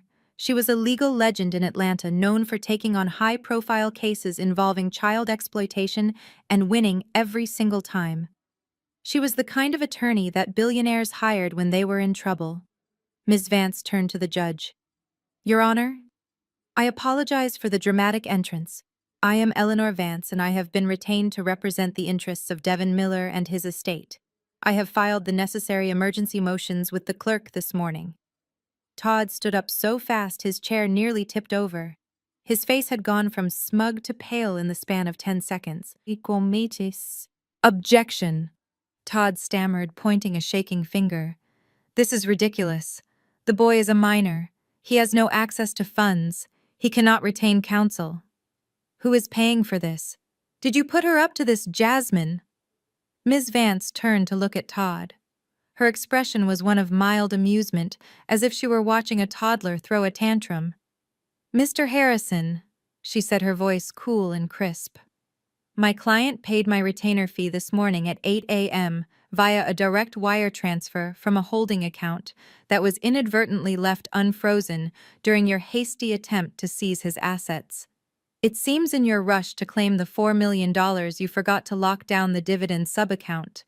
A sloppy mistake for a finance lawyer. A ripple of laughter went through the courtroom. The judge hid a smile behind his hand. Ms. Vance continued. Furthermore, since my client is an emancipated minor under the laws regarding intellectual property ownership of his creation, he has every right to defend his assets from hostile takeover, even from his so-called parents. Todd looked like he was about to explode. He adjusted his tie, trying to regain his composure. This is a stalling tactic, Todd spat. It does not change the facts. The boy signed the papers. He signed the power of attorney last night. I have the document right here. He agreed to everything. Devin stood up again. He looked at me and gave a tiny nod. A signal. Your Honor, Devin said, I would like to address the signature. The judge nodded. Go ahead, son. Devin reached into the inside pocket of his suit jacket. Todd flinched as if he thought Devin was pulling out a weapon, but Devin only pulled out a pen. It was a sleek, heavy black fountain pen with gold trim. Mr. Harrison gave me this pen last night, Devin said, holding it up for the room to see. He told me it was a gift. He told me it was a sign of my new status as a wealthy young man. He insisted I use this specific pen to sign the documents. So what? Todd sneered. It is a Mont Blanc. It cost $500. You should be grateful, you ungrateful brat. It is not a Mont Blanc, Devin said calmly. It is a clone. I realized that when I held it. The weight balance was off, and there was a tiny seam near the clip that shouldn't be there. Devin twisted the top of the pen. A small blue light blinked on the cap. You see, Your Honor. Devin continued. I read a lot of tech blogs. This is actually a high-definition recording device disguised as a luxury pen. It is designed for corporate espionage. It starts recording the moment the nib touches paper, and it continues recording until the cap is replaced. The color drained from Bianca's face. She grabbed Todd's arm, her fingernails digging into his suit jacket. Todd froze. His eyes locked onto the small, blinking blue light. Devin walked over to the court stenographer's desk. May I connect this to the audio system, he asked. The judge leaned forward, his interest piqued. Allow it. Devin plugged the pen into the USB port of the playback system. He tapped a few keys on the console. A wave of static filled the courtroom, followed by the clear, crisp sound of clinking glasses and background jazz music. Then Todd's voice boomed through the speakers, amplified for everyone to hear.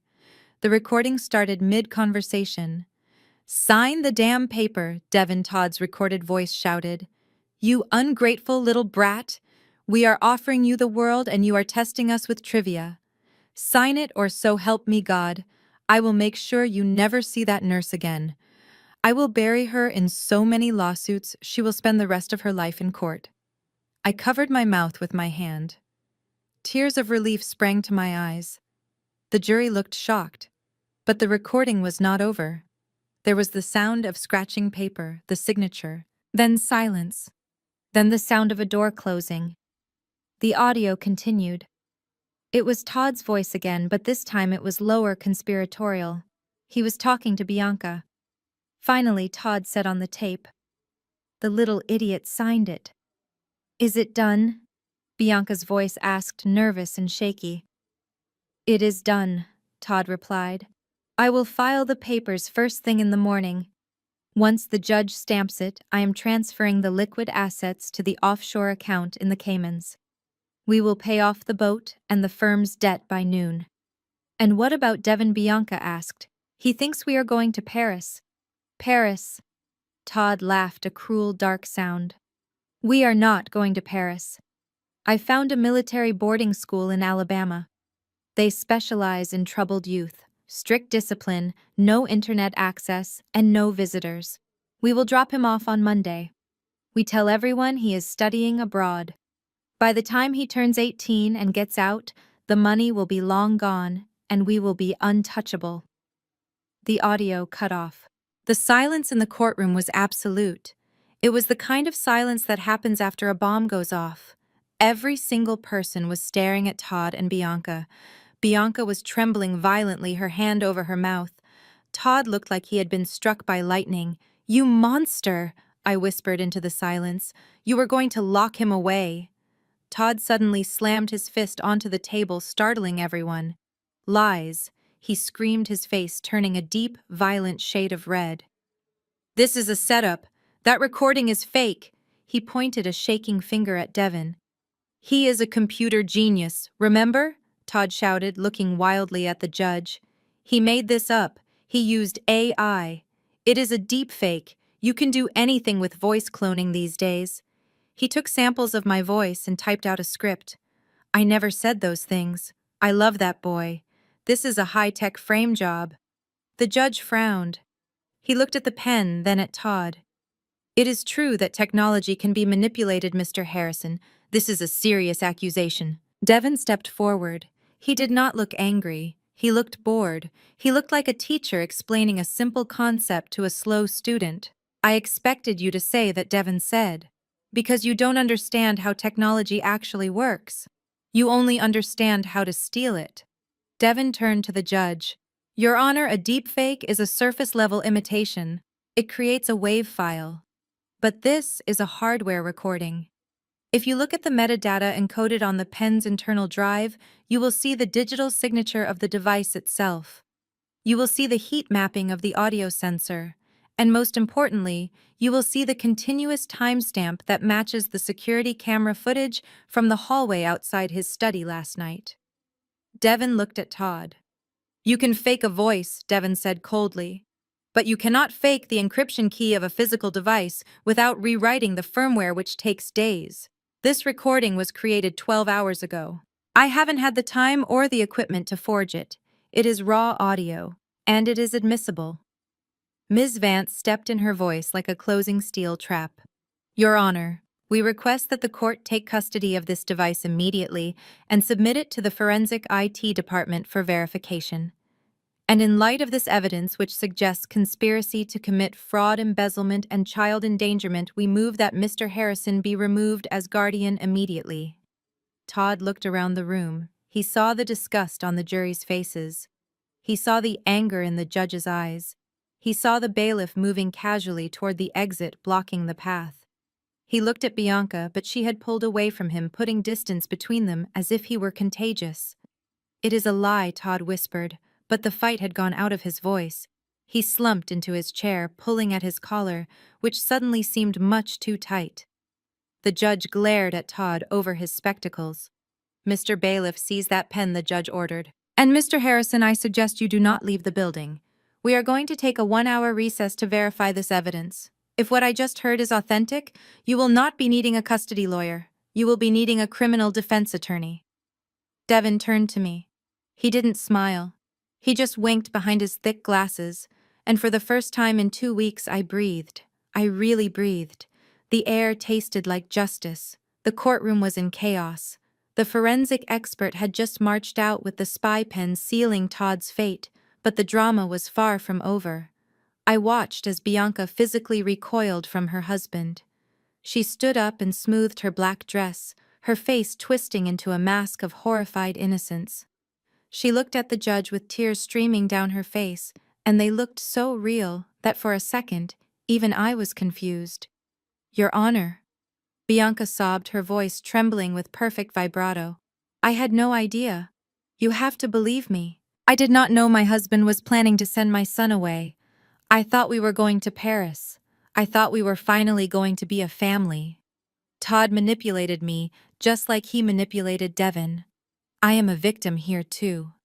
She turned to Devin, reaching out a hand that shook delicately. "Baby, please," she pleaded. "Mommy didn't know. You know I would never hurt you. I came back for you. I fought for you because I love you. Do not let Todd's crimes destroy what we have built." The courtroom fell silent. It was a compelling performance. Bianca was beautiful, and she knew exactly how to weaponize her tears. I saw a few jurors soften. I saw the doubt creeping back into the judge's eyes. She was distancing herself from the sinking ship, and she was going to survive. She was going to walk away with shared custody and maybe even access to the money if she played her cards right. I felt a surge of nausea. She was going to get away with it. Then Devin cleared his throat. It was a small sound, but in the quiet courtroom it sounded like a gavel strike. He walked back to the AV console where his phone was still connected. He did not look at Bianca. He looked at the screen. "You are very good at crying," Devin said, his voice flat and emotionless. "You almost had me fooled too. For a minute back at the house I actually thought you wanted to take me to the Eiffel Tower." "Devin." "Please," Bianca cried. "Stop this. Let us go home." "We are not going home," Devin said. "And you are not a victim. You are not a depressed mother who made a mistake.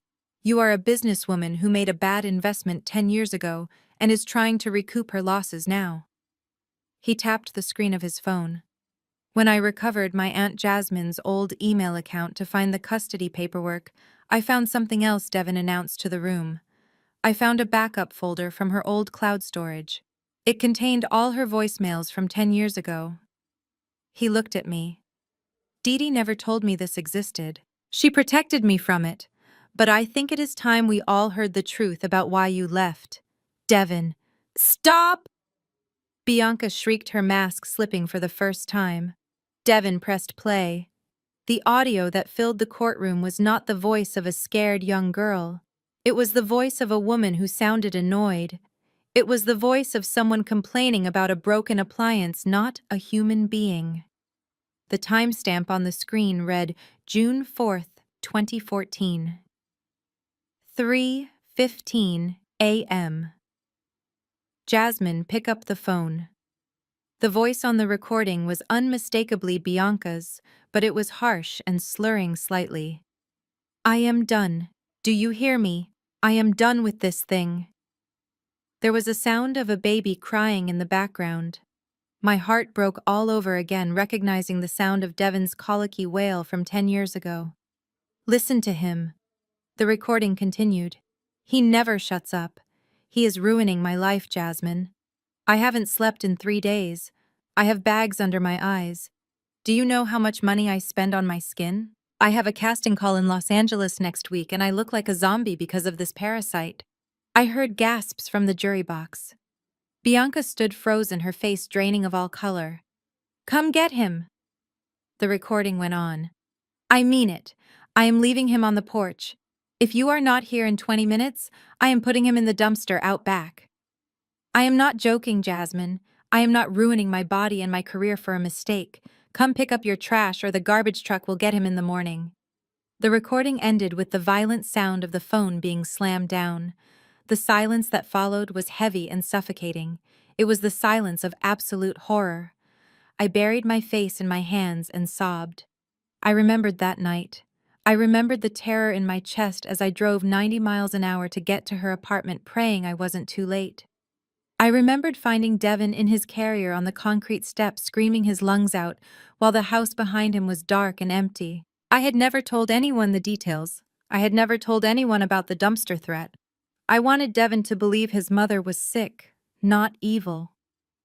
I looked up through my tears. The judge looked physically ill. He had taken off his glasses and was staring at Bianca with an expression of pure revulsion. Bianca stood alone in the center of the room. The grieving mother act was gone.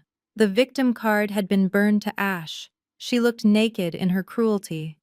"There is no postpartum depression in that tape," Judge Reynolds said, his voice low and dangerous. "There is no confusion. There is only vanity and malice. You threatened to throw a human infant into a dumpster because he was ruining your complexion."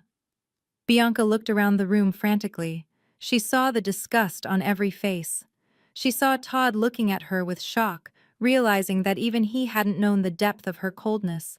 She saw the end of her social standing. She saw the $4 million evaporating into thin air. She snapped.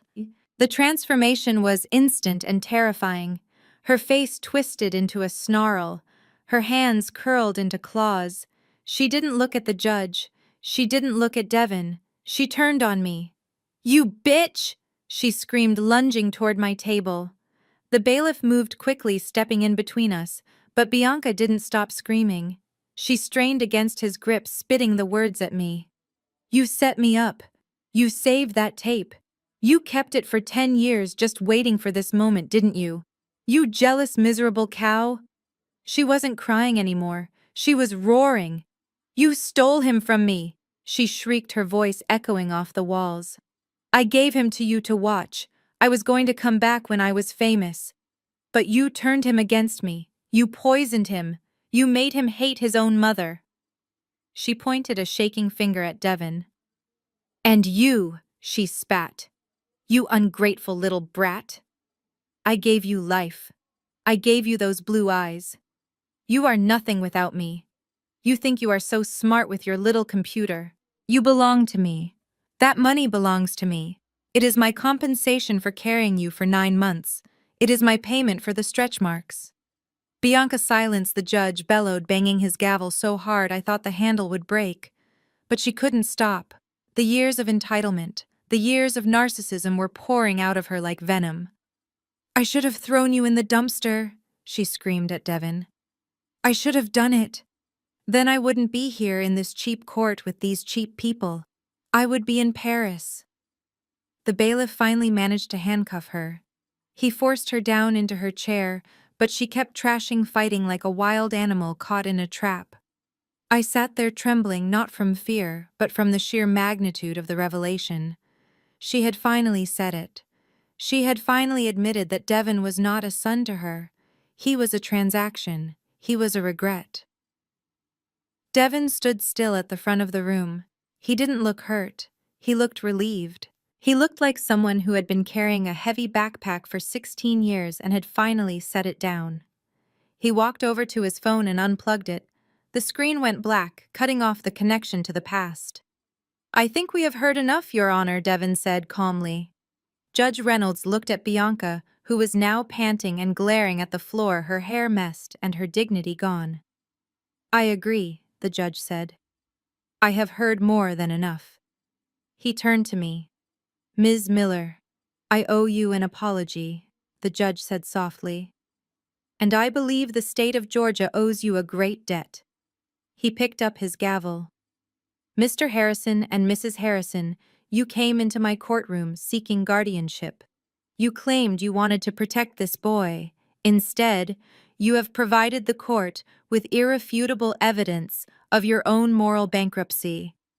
The judge looked at the papers on his desk and ripped the temporary custody order in half. The sound of the tearing paper was the sweetest sound I had ever heard. "The court finds that Bianca Harrison is unfit to parent, not due to illness but due to character. Her parental rights are hereby terminated, effective immediately. Bianca let out a wail that sounded less like a human cry and more like a banshee losing its prey. Todd slumped forward, burying his head in his arms, knowing that his financial crimes were about to be exposed next. I looked at Devin. He walked down the aisle toward me. He didn't look at his biological mother, who was being restrained by 2 officers. He didn't look at his stepfather, who was shaking with fear. He walked straight to me. He sat down in the empty chair beside me and took my hand. His hand was warm. His grip was strong. "Let us go home, Dee Dee," he whispered. I squeezed his hand back. "Yes, baby. Let us go home." But as the judge prepared to read the final sentencing for Todd, I knew the story wasn't quite over. We had won the freedom. But there was still the matter of the money. And Devin had one last surprise left for the people who had tried to sell him. You would think that hearing a recording of his own voice conspiring to commit fraud would be enough to silence a man like Todd Harrison. You would think that seeing his wife handcuffed and disgraced would make him crumble. But Todd was not just a criminal, he was a narcissist. And narcissists do not know when to fold their cards, even when the game is already over. The judge was reaching for his gavel to issue the final orders when Todd stood up. He adjusted his suit jacket, which was now wrinkled and damp with sweat. He smoothed his hair. He looked around the courtroom with a frantic, desperate energy that was terrifying to watch. "Wait, Your Honor." Todd shouted, his voice cracking slightly. "Just wait a minute." The judge paused, his gavel hovering in the air. "Mr. Harrison, unless you are about to confess to the crimes we just heard on that tape, I suggest you sit down and remain silent until the police arrive." Todd shook his head violently. "No, Your Honor. Listen to me. The criminal allegations are a separate matter. We can litigate the validity of that recording later. But right now we are in family court. We are discussing guardianship. And the fact remains that I am the only person in this room with the financial acumen to manage a multi-million-dollar estate." He pointed a shaking finger at me. "Look at her." Todd sneered, his lip curling in disgust. "She is a nurse. She makes $40,000 a year. She drives a car that is held together by duct tape. You cannot seriously intend to hand over $4.2 million to a woman who probably balances her checkbook on a napkin. It is irresponsible. Even if I am removed as guardian, she is not qualified. The court needs to appoint a professional trustee." I felt a flash of old anger, but before I could speak, I felt a hand on my arm. It was Devin. He was looking at Todd with an expression I had never seen before. It was not fear, and it was not anger. It was pity. He stood up slowly. He walked around the table and stood in the center of the aisle facing Todd. He looked like David facing Goliath, but this time David didn't have a slingshot. He had a microphone. "You still don't get it, do you, Todd?" Devin asked, his voice quiet but echoing clearly in the silent room. Todd scoffed. "Get what?" "That you are a naive child who is about to be taken advantage of by a woman who is drowning in debt." Devin smiled. It was a dry, humorless smile. "You saw the email from Tech Global," Devin said. "You saw the headline, Acquisition of reconnect platform for $4.2 million. And your eyes turned into slot machines. You started calculating how many boats you could buy. You started planning your retirement." "That is my job," Todd snapped. "I am a finance lawyer. I look at the bottom line."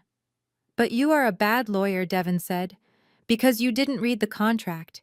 You didn't read the terms of the deal. You were so blinded by the number that you didn't look at the structure." Devin turned to the judge. "Your Honor, Mr. Harrison seems to be under the impression that there is $4 million in cash sitting in a bank account waiting to be spent. He thinks he can access that money today to pay off his debts." The judge looked intrigued. "Is that not the case, young man?" "No, sir," Devin said, shaking his head. Devin turned back to Todd, who was now looking confused. "Todd, in the tech world, when a startup is acquired, the payout structure is rarely 100% cash." Devin explained, his voice taking on the tone of a lecturer. The deal with Tech Global is structured as 80% stock and 20% cash, and that stock is subject to a vesting schedule. Todd blinked. Vesting schedule. Yes, Devon continued. It is called a 5-year cliff. The $3.5 million in stock is locked. It is held in escrow. It releases in increments of 20% per year starting 1 year from today. But there is a catch. The stock only vests if the primary developer stays on as a consultant to ensure the code is integrated properly. Devon took a step closer to Todd. If I quit, Todd, or if, say, I am sent away to a military boarding school in Alabama where I have no internet access and cannot work, then the contract is voided. The stock is forfeited. It goes back to Tech Global. The color drained from Todd's face. He opened his mouth, but no sound came out. So you see, Devon said, if you had succeeded, if you had locked me away, you would have woken up on Monday morning to find that the account was empty. You were fighting to steal a ghost. Todd gripped the edge of the table, his knuckles white. But the cash, he stammered. The 20%. That is still $800,000. That is liquid. I can still manage that. Devon laughed. It was a cold, sharp sound. Oh, right, the cash, Devon said. The initial signing bonus. He looked at me and winked again. About that, Devon said. You are right, Todd. A minor cannot hold that much cash. And I agree that I am just a kid. I wrote the code, sure, but a platform like reconnect is not just code. It is a business. It is an intellectual property. Devon walked back to our table and picked up a document from Ms. Vance's briefcase. When I started building this app 3 years ago, I was 13, Devon said. I was using my aunt's laptop. I was using her electricity. I was eating the food she paid for by working double shifts. But more importantly, the idea came from her. She was the one who came home crying because her patient's grandson failed algebra because he couldn't afford a tutor. She told me there should be a way to connect people who want to help. Devon held up the document. So, when I incorporated the LLC to sell the app, I didn't list myself as the founder, Devon announced. I listed myself as the lead developer. A contractor. He pointed at me. Jasmine Miller is the founder and CEO of reconnect, Devon declared. The intellectual property rights belong to her. The copyright belongs to her. And that check for $800,000. It didn't go to my trust fund, Todd. It was wired directly to her business account this morning. The entire courtroom gasped. I sat there stunned. I looked at Devon. He had never told me this. He had done it all in secret, protecting me just as I had protected him. Todd looked at me. He looked at the woman he had called a poor nurse, the woman he had mocked for her old car and her small apartment. He realized in that moment that I was standing on a mountain of gold, and he was standing in a pit of mud. You mean, Todd whispered, his voice shaking. The money. It is hers. Every cent, Devon said. I just work for her. The reality hit Todd like a physical blow. His knees gave out and he collapsed into his chair. He had committed fraud. He had kidnapped a child. He had destroyed his reputation. He had lost his wife. And he had done it all to gain control over a boy who owned absolutely nothing. He had chased the golden goose only to find out that the goose was just a decoy and the gold was safe in the hands of the farmer he had tried to rob. Bianca, who was still weeping quietly in the corner, looked up. She looked at me. The realization dawned on her face too. If she had just been kind, if she had just been a sister, she would be celebrating a multi-million-dollar victory right now. Instead, she was heading to a jail cell. Ms. Vance stood up and smoothed her skirt. Your Honor, I believe this concludes the matter of the estate, she said. Mr. Harrison is fighting for guardianship of a minor with 0 assets. The funds he wishes to embezzle are legally the property of Ms. Miller, who is a competent adult. The judge looked at Todd. He looked at the broken man slumped in the chair. A smile tugged at the corner of the judge's mouth. It seems you have been outmaneuvered, Mr. Harrison, Judge Reynolds said. The judge raised his gavel one last time. The petition for guardianship is dismissed with prejudice. Full custody remains with Ms. Jasmine Miller. And Mr. Bailiff, please escort Mr. Harrison to the holding cell to join his wife. I believe the district attorney is waiting downstairs with a warrant for wire fraud. Todd didn't fight as the bailiff pulled him up. He looked like a zombie. He walked past our table, his eyes empty. He looked at Devin one last time. "You played me?" Todd whispered. Devin didn't blink. "Game over," he said. As they dragged Todd and Bianca out of the courtroom, I sat in, the silence feeling the weight of the last 2 weeks lift off my chest. I looked at my nephew. My son. He wasn't just a genius coder, he was a protector. He sat down next to me and loosened his tie. "Is it true?" I asked him, my voice trembling. "Did you really put it all in my name?" Devin shrugged. "You invested in me when I was worth nothing, Dee. It is only fair that you get the return on investment now that I am worth something." I pulled him into a hug, burying my face in his neck. I didn't care about the money. I really didn't. But knowing that he had chosen me, that he had secured our future, so that no one could ever look down on us again, was the greatest gift he could have given. But the story wasn't quite finished. We had the money. We had the freedom. Now it was time to step into the sunlight and show the world exactly what a poor nurse and an abandoned boy could do. The sound of the gavel striking the wood block was the most beautiful music I had ever heard. It echoed through the courtroom, final and absolute, shattering the tension that had held my lungs in a vice grip for 2 weeks. Judge Reynolds did not mince words. His voice was stern and carried the weight of a man who had seen enough greed to last a lifetime. "The petition for guardianship filed by Mr. and Mrs. Harrison is denied with prejudice," the judge declared. "Full and permanent legal custody of Devin Miller is awarded to Miss Jasmine Miller. Furthermore, given the evidence of attempted fraud and the disturbing nature of the audio recordings admitted into evidence, I am issuing an immediate protective order. Neither Mr. nor Mrs. Harrison are to come within 500 feet of the minor or Miss Miller." I felt Devin's hand squeeze mine. We had done it. The nightmare was over. But for Todd Harrison, the nightmare was just beginning.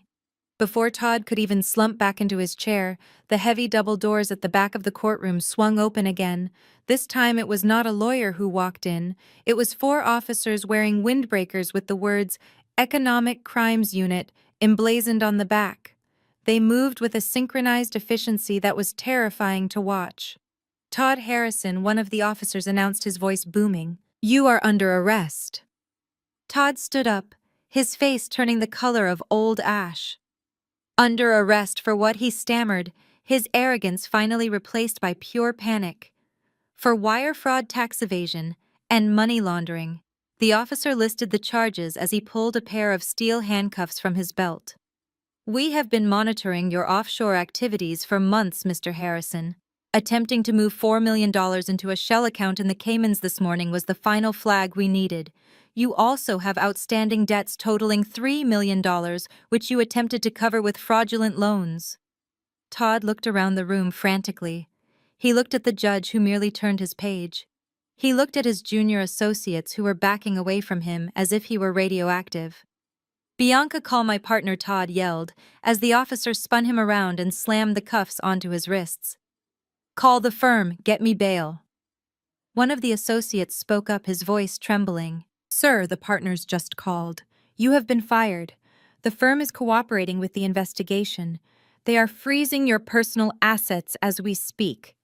Todd let out a sound that was half sob and half scream as the officers dragged him toward the side exit. He kicked and struggled, a man who had built a kingdom on sand, watching the tide finally come in. I watched him go and felt nothing. No pity, no anger, just a cold indifference. He was a predator who had finally met a bigger predator, the law. The courtroom began to clear. Ms. Vance, my brilliant lawyer, began packing up her briefcase. "We will have the final paperwork for you by tomorrow, Jasmine," she said, smiling warmly. "Go home. Celebrate. You earned it." I thanked her and stood up. Devin put his arm around my shoulders. He seemed taller suddenly. The weight of the secret he had been carrying was gone, and he looked like a regular teenage boy again. "Let us get pizza, Didi," he said. "I am starving." We turned to leave, walking down the center aisle toward the freedom of the afternoon sun. But we didn't make it to the door. "Jasmine, wait." The voice was shrill and desperate. I stopped and turned slowly. Bianca was standing by the defendant's table. She was alone. Her lawyers had left the moment the check from Todd's firm bounced. Her husband was in a holding cell. She looked around the empty courtroom, her eyes wide with a dawning horror. I just stared at her. I didn't say a word. She ran toward us, her high heels clicking frantically on the marble floor. She stopped a few feet away, looking at me and then at Devin. She tried to smile, but it was a broken, twisted thing. "Jasmine, please," she gasped, reaching out a hand. "You have to help me. They are sealing the house. Todd told me before they took him away. The feds are seizing everything. The house, the cars, the accounts. I have nothing." She took a step closer, tears streaming down her face. And this time, I knew they were real tears, because they were tears of self-pity. "I have nowhere to go." "Jasmine," Bianca sobbed. "My credit cards are declaimed. My friends won't answer my calls. I am your sister. You can't leave me on the street." I looked at the woman standing before me. This was the woman who had left a baby on a doorstep. This was the woman who had called my home a slum. This was the woman who had thrown an asthma inhaler into the gutter because she thought breathing was less important than aesthetics. "You are not my sister," I said, my voice calm and steady. "My sister died 10 years ago, when she chose vanity over humanity. You are just a stranger who shares my DNA." Bianca fell to her knees. She grabbed the hem of my scrub pants, the same pants she had mocked for being cheap. "Please, Jasmine," she wailed, "just for a few weeks. Until I get back on my feet. I will sleep on the couch. I will help with the cleaning. I will be good. I promise. We are family. Blood is thicker than water, right?" I looked down at her. I remembered the last 10 years. I remembered the double shifts. I remembered the lonely nights. I remembered the fear in Devin's eyes when she tried to take him. I reached into my purse. My fingers brushed against the worn leather of my wallet. I pulled it out. Inside were the same 3 bills that had been there 2 weeks ago. 2 $10 bills and 1 $20. $40. It was the money I had saved to fix my car. It was the money I had almost used to buy groceries before my world fell apart. I pulled the bills out. They were wrinkled and soft with age. I looked at the money. Then I looked at Devin. He nodded, understanding exactly what I was doing. I bent down and took Bianca's hand. She looked up at me, hope lighting up her tear-stained face. She thought I was going to help her up. She thought I was going to hug her. Instead, I pressed the $40 into her palm and closed her fingers around it. "Here," I said. "What is this?" she whispered, looking at the crumbled bills. "It is bus fare," I said, standing up. Bianca stared at the money as if it were an alien object. $40, she stammered. "Jasmine, I can't live on $40. I lived on it," I said coldly. "I raised a child on it. I built a home on it. If I could do that, surely a woman of your superior talents can figure it out." I stepped back, creating a distance between us that would never be bridged again. "Take the bus, Bianca. Go to a shelter. Go to Hollywood. I don't care where you go. Just don't ever come back to my door, because next time I won't be opening it. I will be calling the police for trespassing." "But Jasmine," she cried, reaching out again. "Goodbye, Bianca." I turned my back on her. I took Devin's arm and we walked toward the heavy oak doors. Behind us, I could hear her sobbing. I could hear her screaming my name. But the sounds were fading, getting smaller and smaller until they were just background noise. We pushed open the doors and stepped out into the hallway. The air outside the courtroom was cool and fresh. It didn't smell like perfume or greed. It smelled like rain and asphalt and freedom. I looked at my empty wallet and smiled. I was broke again. Technically, I had $0 in my purse, but as I walked out of that courthouse with my arm linked through my son's arm, I knew the truth. I was the richest woman in the world. "Ready for pizza?" Devin asked, adjusting his glasses. I laughed. "I am buying," I said. "Or rather, you are buying since you are the tycoon now." Devin grinned.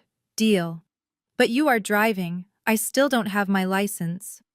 We walked out into the sunlight, leaving the shadows of the past locked behind us in the courthouse forever. The leather steering wheel of the brand new white Range Rover felt cool and solid under my palms. There was no shaking. There was no rattling sound coming from the engine. There was only the smooth purr of a machine that worked perfectly. I turned the corner onto Willow Creek Lane and pressed the button on the visor. The wrought iron gates swung open silently, welcoming me home. It had been exactly 30 days since the judge banged his gavel and ended the war. 30 days since Todd was dragged away in handcuffs and Bianca was left sobbing on the sidewalk with $40 in her hand. In those 30 days, my entire world had decompressed. The constant pressure in my chest, the anxiety that woke me up at 3 in the morning, the fear of the landlord's text messages, it was all gone. I parked the car in the driveway. I sat there for a moment, just looking at the house.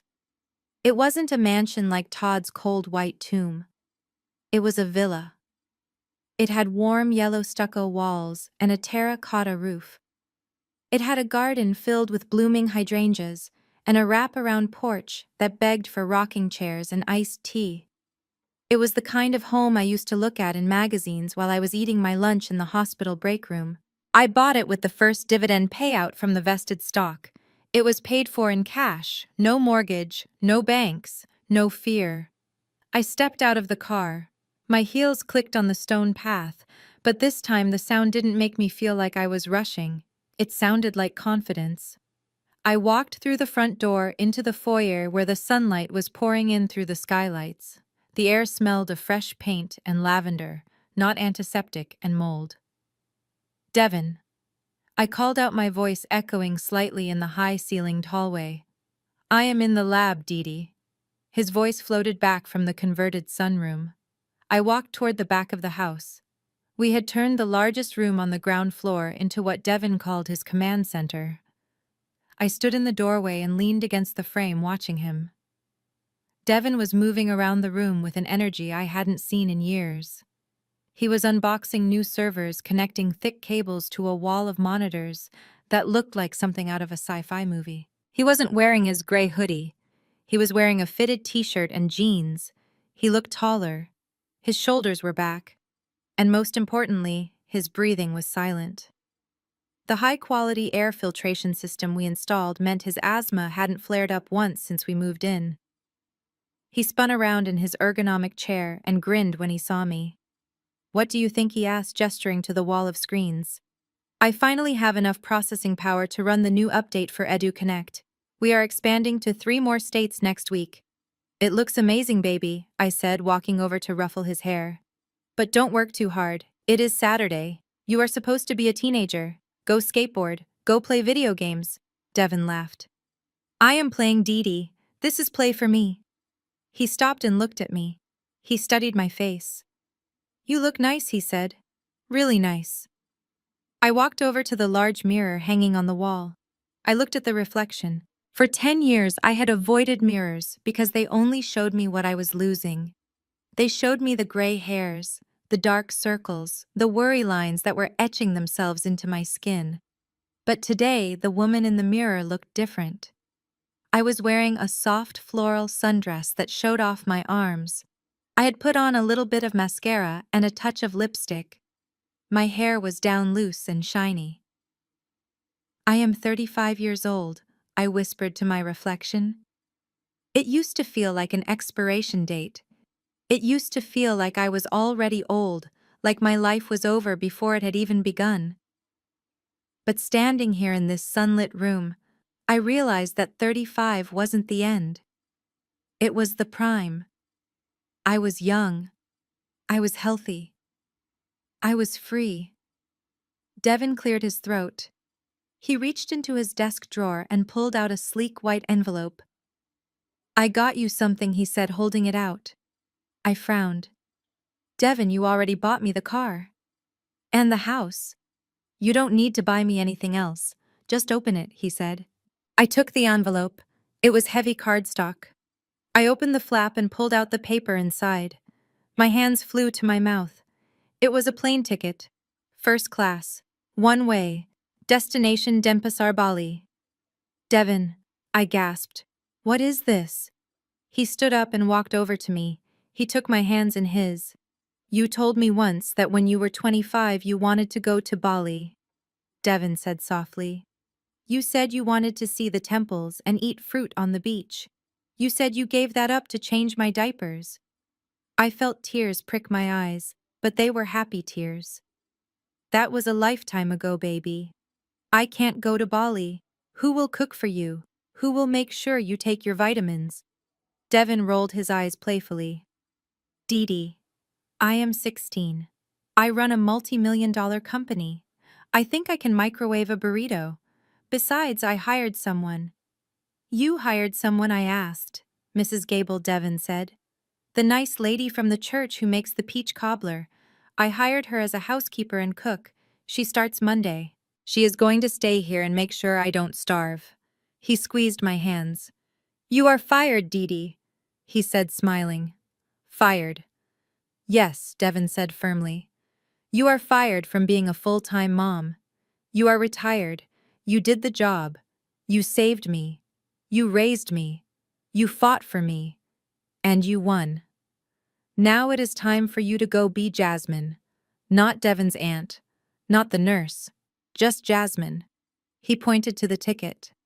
The flight leaves on Tuesday. I booked you a villa with a private pool. Do not come back until you have a tan and a boyfriend. I laughed, a sound that bubbled up from deep in my chest. I pulled him into a hug, holding him tight. He was taller than me now. I rested my head on his shoulder. Thank you, I whispered into his shirt. Thank you for giving me my life back. No, Dee Dee, he said, resting his chin on my head. You gave me mine first. I pulled away and wiped my eyes. Okay. Bali. I am doing it. I turned and walked toward the French doors that led to the patio. I stepped out onto the warm stone.